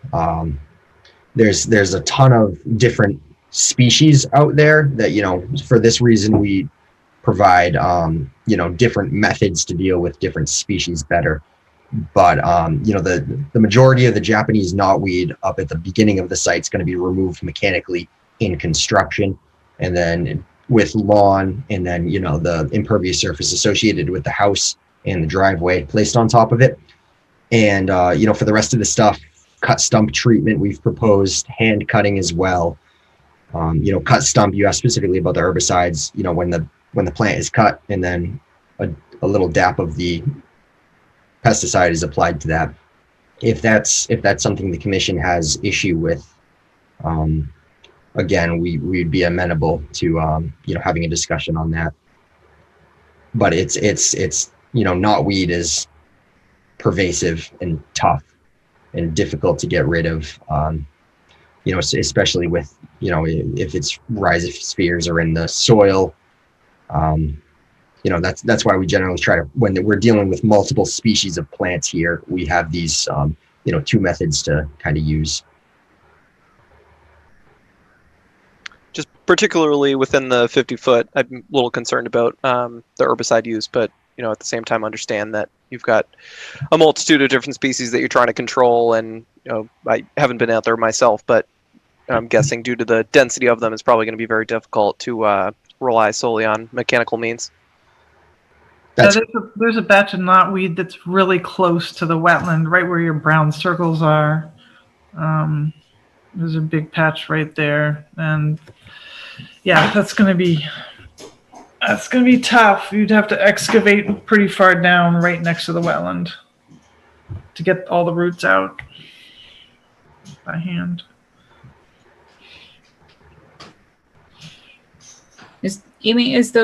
I thought the water department had just either gotten a grant or was in the process of doing some restoration of this area.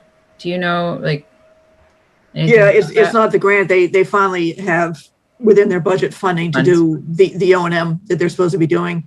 So I forget how much they have to spend. The first part of the money is going to go into dredging to the central part of the two sections of the frog pond. And then with what they have left over, they would start tackling the deadfall that's in there, especially adjacent to the ponds themselves, not so much back up into the buffer zone pieces of it, as well as possibly controlling. I know also around to the left of where the sweet pepper bushes are, there's more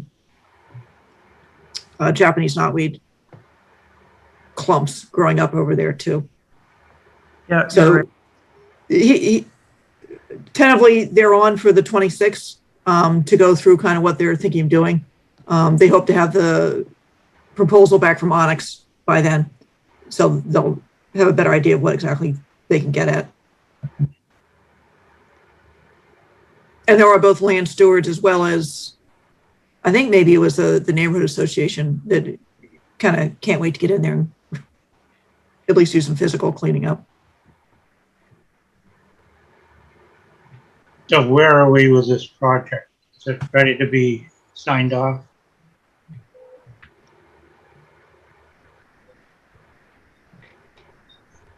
Are any abutters? I didn't see any when I was scrolling through here. And if I may, just some concluding thoughts or concluding remarks that we have described at the last hearing. Just remember that we are very constrained with the size of this site and the buildable envelope. There's really no more room on this site to do anything else after this house is built. It's not like there's room for a swimming pool or anything or any more expansion any close to this the property boundary here that we're proposing to restore. And I've articulated previously that with the interest of maintaining more open space closer to the wetlands, we've proposed the house closer to the road rather than the septic, despite having the passing test pits up here. So we're doing our best to use the site in its in the best way possible, considering the size restraints, and maintain the majority of the impervious surfaces outside of the buffer zone. And again, not to beat the dead horse, but again, we're proposing almost twice as much restoration as we are impacting the buffer zone. Have we entertained a discussion where we talk about this, that we put a deed restriction so people don't put sheds on, come back and ask for porches as well, where it is such a sensitive site? We've done that on other sites. I mean, I'm not really sure where you're going to put a shed on this site. I'm just saying. People figured, yeah. Yep. Well, it could be a shed. It could be in another deck. We've had all kinds of stuff. It could be a kitchen. Well, they probably couldn't do anything in the 100-foot buffer zone because that's a septic system.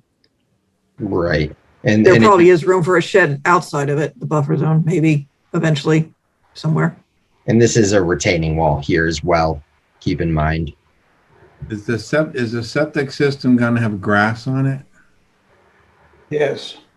So I'm wondering, we need to put some stipulation. I'm worried that a homeowner is going to mow it and throw their grass into the 50 because it's such a small site. Couple signs along the wall, maybe. Although the 50 is off their property. Yeah, the 50 is completely off site. We'd be perfectly amenable to a condition that would state not to put clippings or anything in the 50-foot buffer zone, but it is also off site. Yeah, that doesn't mean that they're not going to put clippings back there. There isn't a fence back there. The line isn't drawn out there like you have on your plan here. That's what I'm thinking. And as stated, we are perfectly amenable to that condition.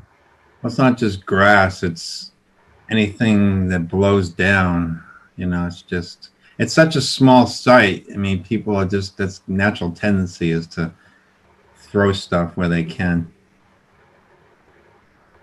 Well, the condition is not going to do any good unless there's a sign or something. Yeah, no, I think you should go for signage. Yeah, well, you could sign it as conservation land, no dumping. Also sensitive. Yep, it is sensitive, which is why we're having this conversation. I think we need that. I also wanted to circle back. Is it realistic based on the project plan to have a third party, do the restoration within the conservation land in the context of the project? Is that, Amy, what are the logistics of that? Would you coordinate that? Would they work with the water department?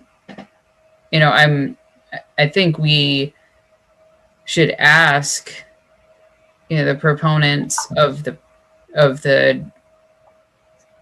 the water department, really, who are the proponents of the project, you know, we have this offer of restoration, and I do think, you know, I absolutely think the removal of the invasive species and planting of, you know, some really valuable tree species, especially, you know, if they're, I think, you know, a condition would need to be that they're of a caliber that's not going to die of browsing over the winter.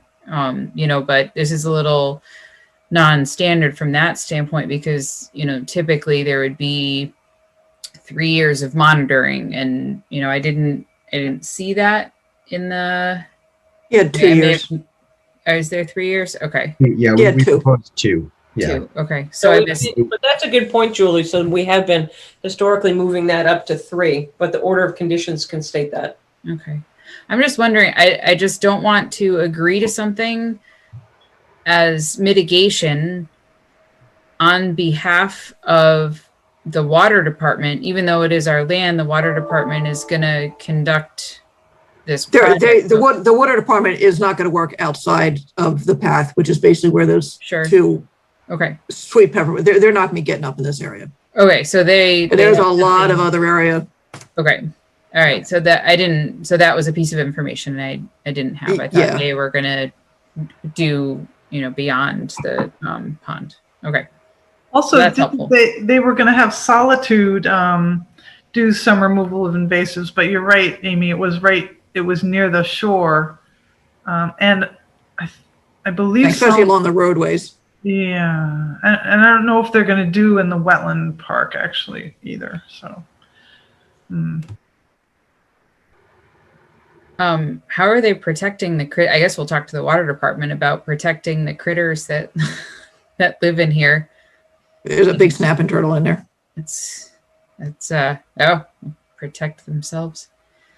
No, I was thinking like all the frogs and, you know, that type of thing. It would there's a lot of stuff in there, a lot of turtles and the dredging is, you know, I guess we'll talk to them before they do their project. Yes. Yeah. I don't know how deep the dredge is, but you can send people in there to do a turtle rescue. I've done that before. Yep. That's a mess. Yes, it is, but okay. So I am saying for conditions using 1.5 to 2 inch calipers for the trees, the 3 years of monitoring, signage along there. I'm thinking maybe 3 signs? No, just to specify, when you say along there, are you referring to the property boundary here? I was thinking the property boundary, unless the commission wants, because that might be even better to just mark the property boundary as opposed to. Yeah. So it's on the property line. It's not, they won't be putting signs on conservation land. They'll be putting it on their property line. That sounds good. Yeah. I think and then maybe sort of a pre-invasive species removal meeting with me and or whoever commissioners may want to walk it. With whoever's, Tim, who would actually do the work? Do you know? Not specifically at this time. Yeah. No, it's not something we do in-house at this time. But. Yeah. Is the property shown in the red line? That's the property line, right? Yeah. Correct. So can we have those granite markers that we've had on other properties? I don't know if it's worth granite, but yeah, that's what I was thinking of having a couple signs along there, 2 or 3 signs along that line. I was thinking something a little more permanent too, like we've done it like Mary Shepherd, or because it is conservation land it butts up against, right? Yeah, the 2 corners are pinned, so that line is established. I think, you know, at Durkee Farm, they're on wood posts. Steve Marsh is going to put in granite. I mean, it was kind of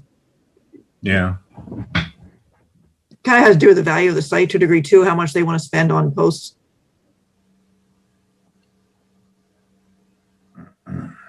But the signs are maybe 6 by 9, something like that, inches. can just use the same language that Durkee Farm had. Okay. How many signs? 3? Minimum of Well, that's 3 what- signs. Yeah, that's less than 100 feet, so 3 sounds about right to me. Yeah. Yeah. How do you tie that into the, just, we have abutters come in with encroachment issues all the time. Like Carl said, they start by throwing the lawn clippings over there. Next thing they're back there cutting down trees because they want a view or something, So how do we just make sure that the stuff that we have planted is identified as like a no cut, That's not their, well, a couple of them will be on their property, but most of it's not their property. Well, people And the come in here all the signs- time. And the Their sign, tail well, between their legs. yeah. Well, someone did it on Lake down by the beach. They just Yeah. cleared a whole bunch of stuff. So yeah, I think the signs are just great, just to say, protected, conservation, and all that. At least you got somewhat of a leg to stand on if you got a sign there. Yeah. Can we shift a few of those red oaks over the property line though? So like our side, so they can't cut them down? Yeah, so those, the exact locations of the plantings is not, it's not set in stone. There's language in the plan to depict that it's the supervising wetland scientist's discretion in the exact location. Just because there is a lot of shrubs out there and a few sizable trees. So, the goal is to keep the new plantings 8 feet on center. Well, that's a good point, Andrew. If it's on their property, they would be at risk of Well, we can say in the conditions that priority be given to placing them on conservation land as possible, but there may be a perfect spot on their property to put one of these too. yeah. Okay. I still I think- I don't know. Do you have to come in to talk to us before cutting down a tree in the buffer zone? And it's in the buffer zone. I mean, I know that doesn't happen. Oh, going forward? Yeah, You would absolutely. hope. Yeah. And then what Right. about the root zone too, of the trees up by the driveway? Yeah, we had talked about that and some of the root protection, that we've recommended, so that there's a good chance of saving those trees. Do we need to have that delineated, Matt? And I know a lot of times they put the orange snow fencing around that particular tree to kind of really raise that awareness, so they're cautious. Yeah, that's what I recommended.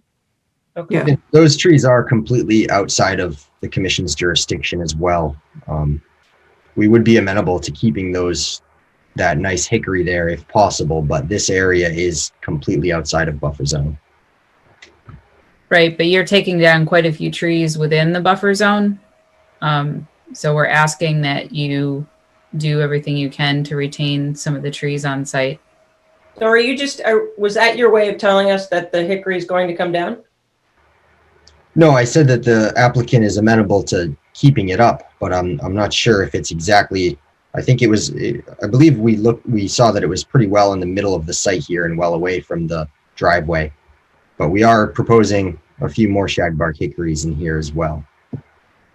But it's just size as that one. it's not within the commission's jurisdiction to enforce activities up here outside of the buffer zone. And we are giving for the trees that are coming down, we are providing a very substantial buffer zone restoration plan here. So maybe if you can't save those, then maybe we need to look at saving some in the buffer zone. Right. Well, I think the one we had looked at was outside of the red property line. There's a telephone pole in the corner, and I think some oaks there that is, I would imagine, is town property then. That's correct. So those trees are on town property. So I think that goes back to what Carl said then. We don't know which trees are coming down where, like there's no map. So it's hard to have this conversation. I think we need to have the trees shown. I mean, think about it. Every other case, we just had that big discussion of the garage and had him move his garage to save a tree. I mean, if we're going to be consistent, we should be consistent. Well, and I think if you look at other towns, there's an actual area of the root structure that is preserved as well. So I think we need to be cautious of So that. do you want to postpone signing off on this until they identify the trees you want to have saved? I think after the last few comments, I would agree. Well, I said, we're amenable to keeping the trees off the property here along the road. If the condition is to just put up snow fencing around the trees to identify those as ones to not be removed, you know, we've done our best over the past few hearings here to be as amenable as possible to the comments and concerns regarding this project from the commission. It just seems like a little capricious of something to delay the project to another hearing over. So obviously, with due regard, you've not been watching many of our hearings. True. What would the commission like to do? We have other. We still have 1, 2, 3, 4, 5, 6, 7 other issues to talk about tonight.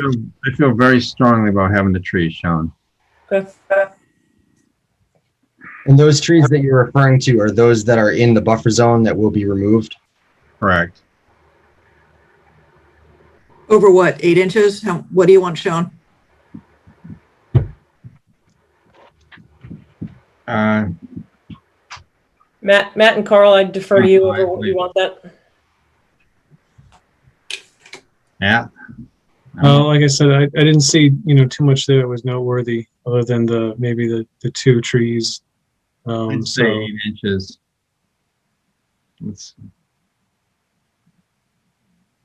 What'd you say, Carl?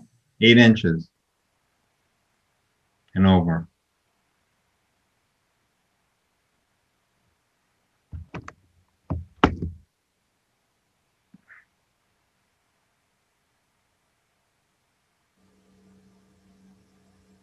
Okay, we got to move on. Yeah. Okay. So are we going to be continuing the hearing until we're able to mark the trees within buffer zone over 8 inches to be removed? Yes.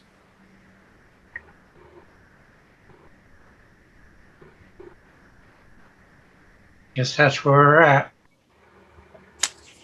So the applicant has to wish to continue. If not, we would have to force a vote. Yeah, we'd be happy to continue. When is the next hearing date? April 26th. Yep. Okay, thank you.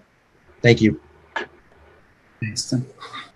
Guys, I gotta head out. Okay. Hey, see you, Brian. Good night. Get some Good luck, sleep. Brian. Thank you. I'll try. Hey, thanks for coming on, Brian. Yeah. Thanks, guys. You're missing the best part. Amy, how are you feeling? We'll roll through this for you. Depends how you define roll through this for me. All right. Well, okay, so do this one quickly. yeah, I thought you might want to open all the 915s at the same time. Yep. Okay. That would be fine. So, yep, go meeting ahead. request for determination of applicability Cloverdale, Hotwood, Boardwalk, Town Forest Trail, Boardwalk, and the Williams Boardwalk. So somebody gonna speak to this? Amy, you gonna speak to this? I'm gonna start speaking to this. Amy Green, Conservation Coordinator for the town. And we've been in front of you before about the town forest trails and boardwalks, and you agreed that you would need some sort of permit since they're going through wetlands. And given how much the public notification costs, frankly, I tried to lump a whole bunch of these in together because they'll be good for 3 years. Probably saved enough money to build about 40, 80 feet of trails of boardwalk by not doing the public notice. The public notice is really expensive. So the first one, so for Cloverdale, let me see if I can do this easily enough. Nope. All right, well, I'll talk. I can't talk and show at the same time. The Cloverdale Boardwalk, it's 300 feet at the end of the existing boardwalk because it's gotten muddy down there. I think some of you can probably picture that. And then that's area 1. Area 2 is the somewhat smaller muddy area that parallels Route 2, where the Eagle Scout was going to be doing his boardwalk. So if you would just get the permitting for those at the same time. Right, give me a second here. I should pull these up.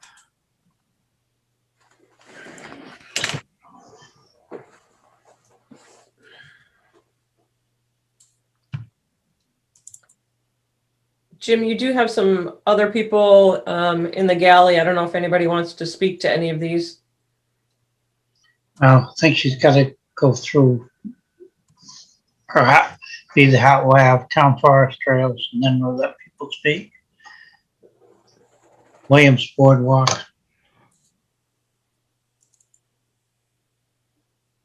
All right, can you see this? Yep. I just switch out my laptop, so I got a little tiny screen on mine. So Cloverdale. Here's the end of the existing boardwalk, where that one will be. And then the other crossing that the Eagle Scout is going to do there. Again, you can see those on the aerial photographs. You can see where the existing boardwalk comes through here. And then it's still a little muddy on that end. Not too bad this season, but it's been worse than the others. And that's what looks like the end of the boardwalk. And that's what looks like where the Eagle Scout project would be. And again, this has been a dry spring. So this construction types, this would hold for all of them. We can either do it back up on the culverts, as was done there. And we had scavenged about 100 linear feet of culverts, so we have a lot sitting there. There's the extremely simple kind up on wood blocks. And then here's a section that actually the Littleton Conservation Stewards had done.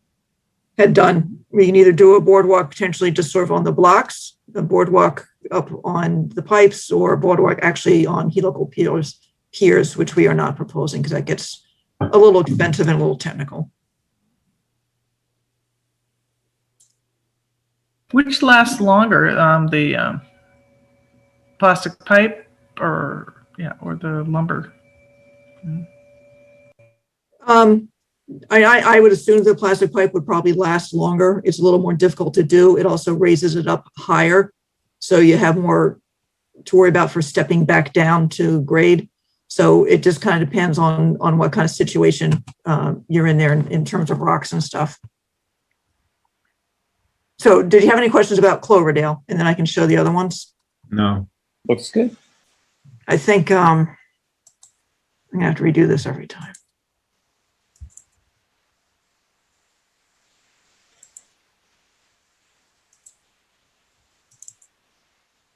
Hartwell, again, there's also two areas. There was area 1, which is at the foot of Phil Pitterino's property. Here's the parking lot. So if you go down and turn left, there's a really wet spot down through here. And then if you go out of the parking lot and kind of take the trail, it goes to the right, there's a wet spot down in there. This is an example of what it looks like below Phil's property. It gets a lot wetter than that. And then this is the other muddy area further down. Now, a little beyond area 2, there's another crossing where the stewards have done almost rock steps. So in this case, that might be a possibility. But I'm assuming kind of what I assume is as worst case was putting in a boardwalk there. And I'm getting faster at this. Town forest is the big one.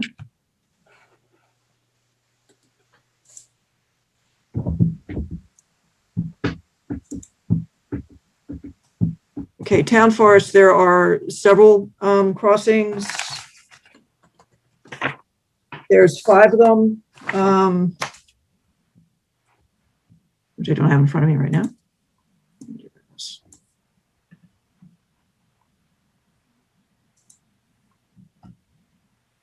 So in town forest, it includes both the new trail as well as the boardwalks that we'd probably need.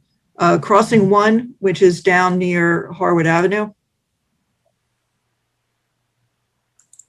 What's up? So here's Harwood. The trail goes up towards Durkee. So crossing 1 is right after you get into the trail. And that's about 300 feet. It's fairly dry, but I imagine by the time a lot of people have been tramping on it, it's 300 feet of wetland and approximately 60 feet of boardwalk in the middle of it. Crossing 2 is a little bit wetter, and that's about 80 feet. And there is a little bit of a intermittent stream. So I'm guessing we would probably use more like the culverts on there because we need to raise up a little bit. Crossing 3 is 90 feet between the wetlands. And the first 60 feet is pretty wet and would need a boardwalk. Crossing 4 is probably the most difficult. The first 80 feet and the last 25 are pretty dry, but about 40 feet is pretty wet and very stony. That one's going to be interesting. And then crossing 5 is about 40 feet, kind of in wetland, but there's I don't know, almost an old road bed or something in there. So as part of it's raised. So really only about 6 feet of that need a boardwalk. And it's possible that a really well placed stepping stone could solve what we want. So that's a typical crossing 1 right at Harwood. There's a kind of rocky crossing 2. That's a little stream in crossing 2. So for example, you'd put, one of those culverts here and one of the culverts there, and then you could just span the stream. Crossing 3 is the one that's really rocky. Crossing 4, which is fairly dry, and then crossing 5, you can see, I called this wetland through here. It's a pretty dry wetland. So you really just need to get people across here. You can almost just step across stones. So formalizing these stones might just make the crossing go fine. And lastly, Williams. I'll pull it off if you want to, or you're probably all falling asleep. Along the new trail where it first turns into the property, it gets pretty wet. And then further in, there's a little stream that could use some crossings too. Lowe's is celebrating their 100th anniversary. And so they're going to spend, I don't know, $100 million on 100 projects. So I did put in a grant application for $50,000 or so to help with some of this. I can't believe we'll be competitive, but who knows? It's nationwide. I imagine there's a lot of people asking Lowe's for money. So otherwise, we have scavenged a lot of material. The guardrail from Amazon and the pipe from DFW, actually, because they had excess. So we could build a fair bit of this without having to purchase stuff, but we definitely have to start purchasing. And it is unless we get a grant, it is a 3-year plan to get going. And that's it. Those are the RDAs. Anybody got any questions? Want to do a site walk? No. I would say And I think Sorry. Brandon is here, and he's the Eagle Scout who's going to do the trail building, not the boardwalk building in the town forest. I don't know if you wanted to hear from him quickly about what he's going to do. The select board has given him approval since it's their land, not conservation land. I would just say with the use we've been seeing, definitely over-engineer where you can. Yeah. Just the trails are getting wider. There's a lot of people going down them. So whatever we can do to maintain them ahead of time, it's going to go a long way. Yeah, there's a bunch of trails areas in Long Lake that got left out of this just because it just came up too late. And there was at the top end of Yap, there's also some need. So there's a lot that needs. There's a lot to be said for having primitive trails where if people got to go out, they got to figure out how to walk across stones and get their feet wet. But there's also a lot to be said for giving people boardwalks so they don't have to think while they're walking. So we have a combination of those in town, which is good. But like I said, there's been a lot of trampling and biking. I like the idea of the boardwalks. I think I'm not too crazy about the stepping stones just because of somebody slipping and falling and the liability. That not everybody's as agile as some people are. Brandon, do you want to speak to us? If you would like me to. Sure, go ahead. Thank you for joining us. Nope, no problem. Thank you for having me. So if you don't mind, share.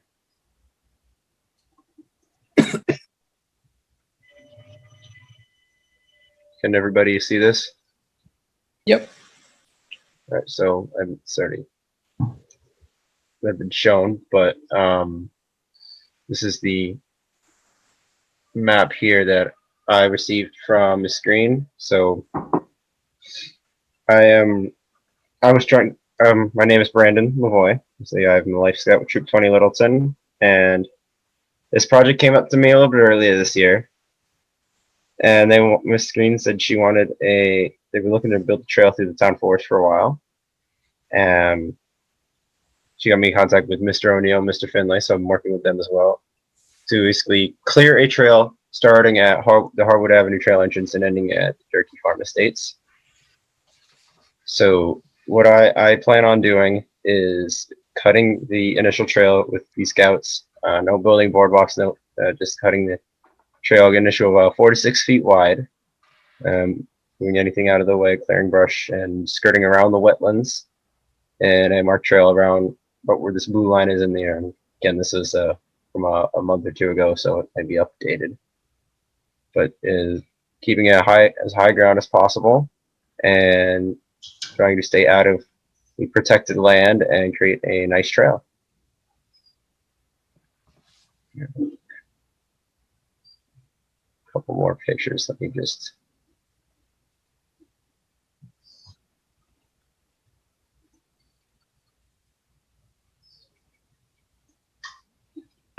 Oh, hold on, that's the wrong way.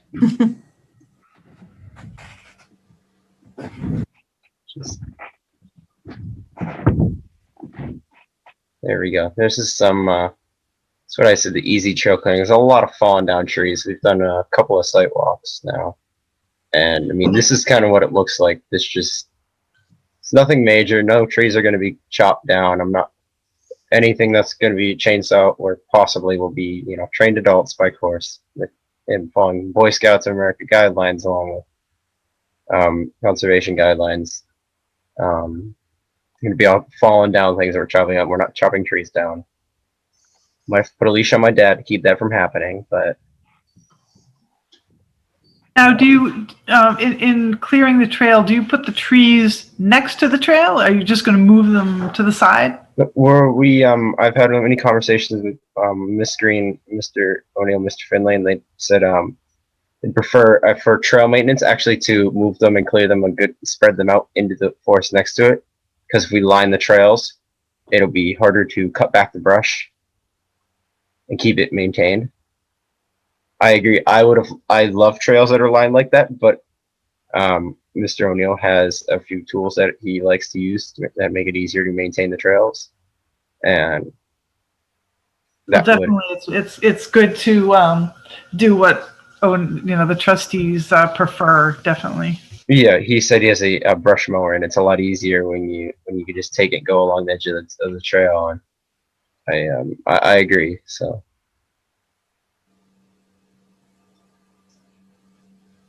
Now, any comments, Miss Green? Any comments that you made yourself to me, feel free to go out and say them. So it's not me, because since you're here, it's not me saying words that you said. Yeah. No, actually, Brandon, can you put the trail map back up? Yes, I can. Since you're right there. I should also mention that he's doing the blue trail, and I don't have the map. The land stewards would also do another loop that would go over towards the Glavy property, so that if that does work out over sort of to the south and east, well, assuming north is up, which isn't quite, so that there would be another trail loop in there as well that would ultimately tie into Glavy and Newtown Hill and the whole 9 yards. So. I was going to say, I think north is slightly towards the top left. Yeah, it would be up. Because my house is a little bit over there, and I've used a compass in my room before to figure out where north is. Any questions? I with the two of us here, we can answer almost any questions.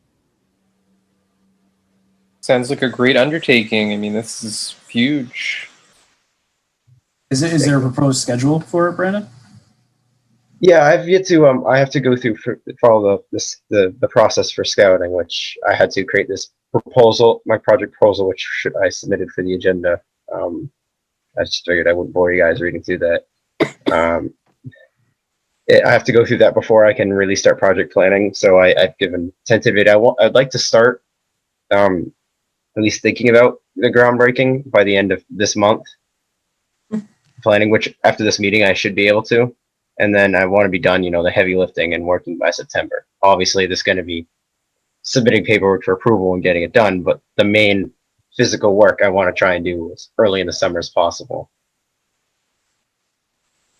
So my timeline for work is beginning of May to end of August, really, and taking about a few weekends. Trying to get some adults. I have to get an adult supervision for scouting guidelines, and there's a few. So I'm looking at a few weekends over summer for like 2 to 4, like couple-hour sessions, and maybe rotate people in. I assume this is for an Eagle Scout project. Yes.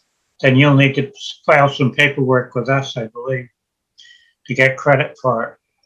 That's because the select board is actually the owner of the property. Okay, so they have to So do, he's- they're the ones in charge. Yeah, I had to for the John Hancock for the signature. I had to go to the select board, but it's kind of in tandem. They own the land, but the commission is the ones in charge of conservation. So Anthony has signed off on this. Thank you, Brendan. And I will also say that the Gills who own the old Pittarino property, the big cleared property up on the left corner there, have been very supportive and will let us access from their site as need be. And we went back and forth with them. We shoved the trail a little more to the east without getting into the wetlands to stay away, because they have a barn there now, to stay away from the horses. Okay, And I think what was the length? I'm sorry, say again? What was the length? The length? It's like, was it a mile and a half? Yeah, it's some in the statements in the agenda stuff. It's at 3/4 of a mile. I think it's closer to a mile, especially being pushed a little farther east. Yeah, it's about that. We've got to move along. So thank you. And I don't know if you have any abutters who, anybody in the public had any questions? I don't see any hands, so. I did have one quick question. I think this is awesome, and thank you for offering to help for your project. I have a weeblo and a wolf, actually, so I'm looking at my future. Anyways, did I hear you correctly? The trail's gonna be 46 feet wide? 426. Oh, okay. I was reading the closed caption. 46 feet wide. It's going to be horse and buggies going through there. There's going to be airplanes going through there. Like a 2-lane highway. I just thought I was reading the closed caption. Okay. Oh, yeah, Turn it off, Julie. We'll be all right. Thank you. Can we bring this to a vote? Yep.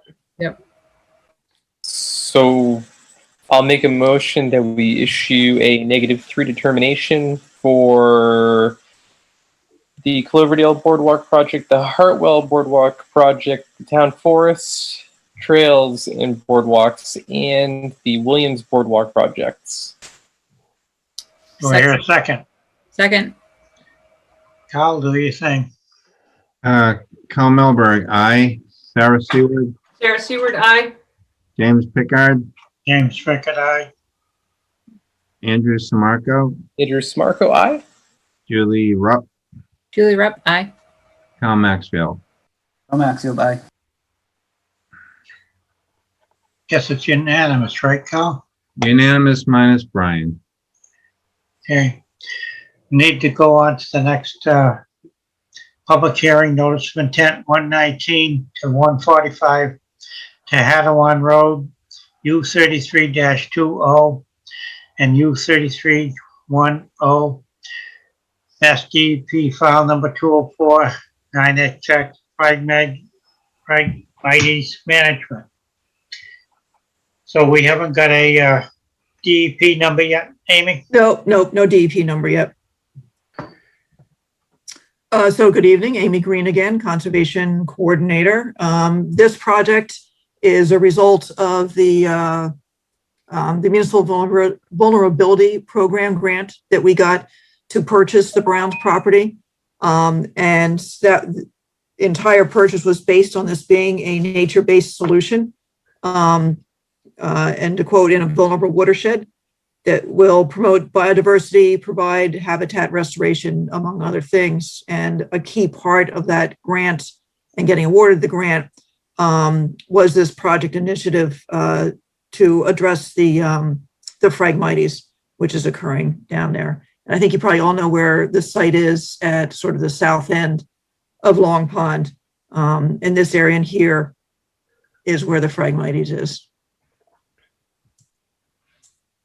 Are you kidding me?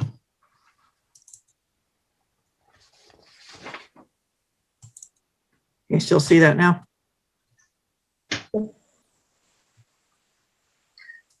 So basically, we're at the point where you need our approval, but we can't vote on it. It's where it's at this point. Well, I assume you would want an introduction tonight. And if there's any questions, we can go through those. But yeah, you can't do the final vote tonight. So the Phragmites is in 3 patches, which you can probably just barely see outlined in red here. Part of which, you can see the purple line here is a property line. 145 Tehadawon, the Shays own this piece, and they have signed a lease agreement to allow us to go in there and control the Phragmites back here, because there's really not much point in doing the Phragmites, and it's just going to grow in from the existing patch. I think you're probably all aware of the issues of what Phragmites are and its biology. I'm happy to go through that if you want. But here's some pictures. I hope you can see these all right, of what it looks like. You know, it gets very dense and smothering. There are areas along the edge where it is interwoven with some native species. And the southern end is still natural. That's kind of what it used to look like with no Phragmites degradation in it. There's a lot of different ways, potential ways of dealing with Phragmites. But all of the organizations that I listed at the top of the notice of intent, the federal, state, local, regional, and academic studies have really said if you have, especially a site this large, that burning and mowing is not going to control it. Dredging obviously has its own issues because you have to go really deep. So once you go through those scenarios, treating with glyphosate is the best option for getting up to 90% control over this at a fairly quick rate. So Land Steward Inc. Have put in the proposal to do the work. They do have the certified applicators on staff. This is what they do. So their method, they would do a preparatory cut, which I was actually hoping would happen this winter, but it didn't get moving, so that they can get better access once they get in there. And then I can go through the herbicide application, the rodeo also, if you want. Once they've done the cut, by June, they would do the first foliar application, either by a backpack sprayer. And in areas where it's near native plants or someone's lawn, they would do either a cut and drip method or use the glove technique to actually wipe the stalks. They talk about restoration planning, which we are not proposing in here. The way this fits into the grant is task 1 permitting. We're doing that in kind. They also did the management plan as almost task 0. Then they do the mowing prep, hopefully in May. The initial foliar treatment before the grant ends June 30th. And then this part of the grant is actually a 2-year piece of the grant. So we can do 2 more rounds of treatment. And I have spoken with the Clean Lakes Committee, and they so far are willing to take up the maintenance costs after those first couple years, and we're outside of the grant, which is maybe $800 to $1,000 a year going forward. So that is it in a nutshell. And when I stop and see if you have any questions, we can go from there.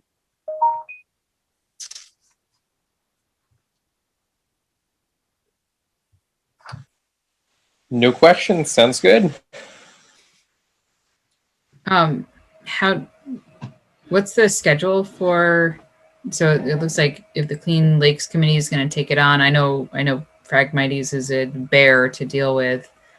Do you have any projections of how long until we're like free of Phragmites and can plant, or will planting happen in stages, or is there a seed bed?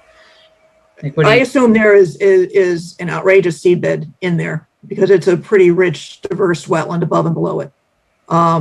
The seeds would not be affected by the glyphosate. It's taken up directly into the plants and translocated throughout the plants. So the stuff in the seed bed should be very viable. And there's a lot of sedges around. They're just hopefully just casting their seeds everywhere. Within the grant period, which would go through let's see, June of 2022, they would expect to have at least 85-90% control over the Phragmites, which is why going forward after that, the once-a-year maintenance is so relatively cheap. The first year is just under $12,000, of which the grant is paying almost $9,000. Excuse me, the second grant year is just under $7,000, of which the grant's paying half. And then it's, $500, $800 a year, depending on what they find out there for the maintenance. And Clean Lakes will probably just wrap that into their contract with Solitude, or we could pay through Oak Hill and keep the Land Steward Inc. folks. But that's down the road. See how it all goes, and if we need or want to keep doing maintenance on it. Is the contractor who will do the invasives management, will they also do like the monitoring during the period that they're involved? That includes that? Yeah, they would do monitoring reports, and I figured I would also do them in the fall as well, either with them or just as a separate effort. Okay. It's as far as I'm concerned, an amazing opportunity to get rid of that Phragmites. I drive by it almost every day, and I expect it's going to be under that road and into the Long Lake marshes one of these days. Yep. So being able to stop it before it gets in there would be amazing, let alone restoring that acre. Yeah, I agree. So basically, I would say that the board is in agreement, just a matter of waiting now to vote on it until we get the DEP number. Is that where we're at? I think so. Yep, unless, I know there's not much point, well, you can do a site walk, but you're not going to want to get out into the Phragmites. The Shays would be more than welcome to let you walk across their lawn until you hit the mass, but I think you probably can all see it from the road also. So would you need a consensus vote from the board at this point? Would that be appropriate? It would certainly be helpful, because that way I can also give the contractor a heads up that they might have their approval in a couple weeks, and I want to get on their schedule. Could we go to the extent of taking a affirmative vote and just once the number comes through, it's all agreed upon? Would that be appropriate? Yeah, I think, we can make a motion for support. Well, I just was wondering if we couldn't go even a little bit further and just approve it. Yeah, I don't think you can on the off chance DEP comes back with some comments or something that needs to be addressed. Okay. I wouldn't have to take that back. Yeah. Vote of support. Yeah, I would make a motion of support. Actually, I'm not sure. There might be some people who are here to comment? I'm not sure who all these people are. I see Jim and Rick, but. Is there anyone that wants to comment? Okay. If you do, you're muted. You need to unmute. There's no hands raised and no unmuting, so Okay. I think we're good. Sarah, go ahead with your motion. Yep, so I would make a motion of support. Do I hear a second? Second. We have a vote on that, Carl? Was that Kyle? I think that was Andrew. Oh, the second, yeah. Thank you. Carl Melberg, aye. Sarah Seward, Sarah Seward, aye. James Pickard, James Pickett, aye. Andrew Samarco, Andrew Smarco, aye. Julie Rupp, Julie Rupp, aye. Kyle Maxfield. Kyle Maxfield, aye. That's unanimous. Yeah. Is there anything else we need to be discussing?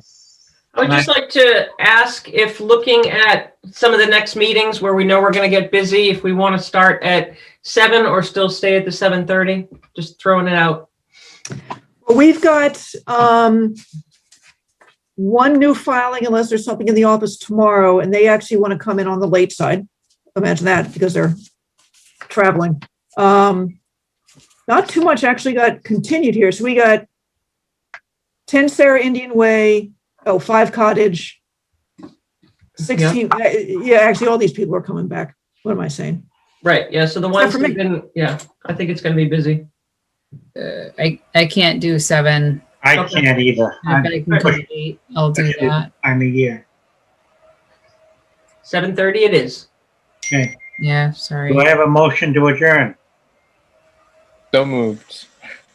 Second. That was quick. Kyle, you want to go through this again? Carl Melberg, aye. Sarah Seward, Sarah Seward, aye. James Pickard, James Pickett, aye. Andrew Samarco, Andrew Smarco, aye.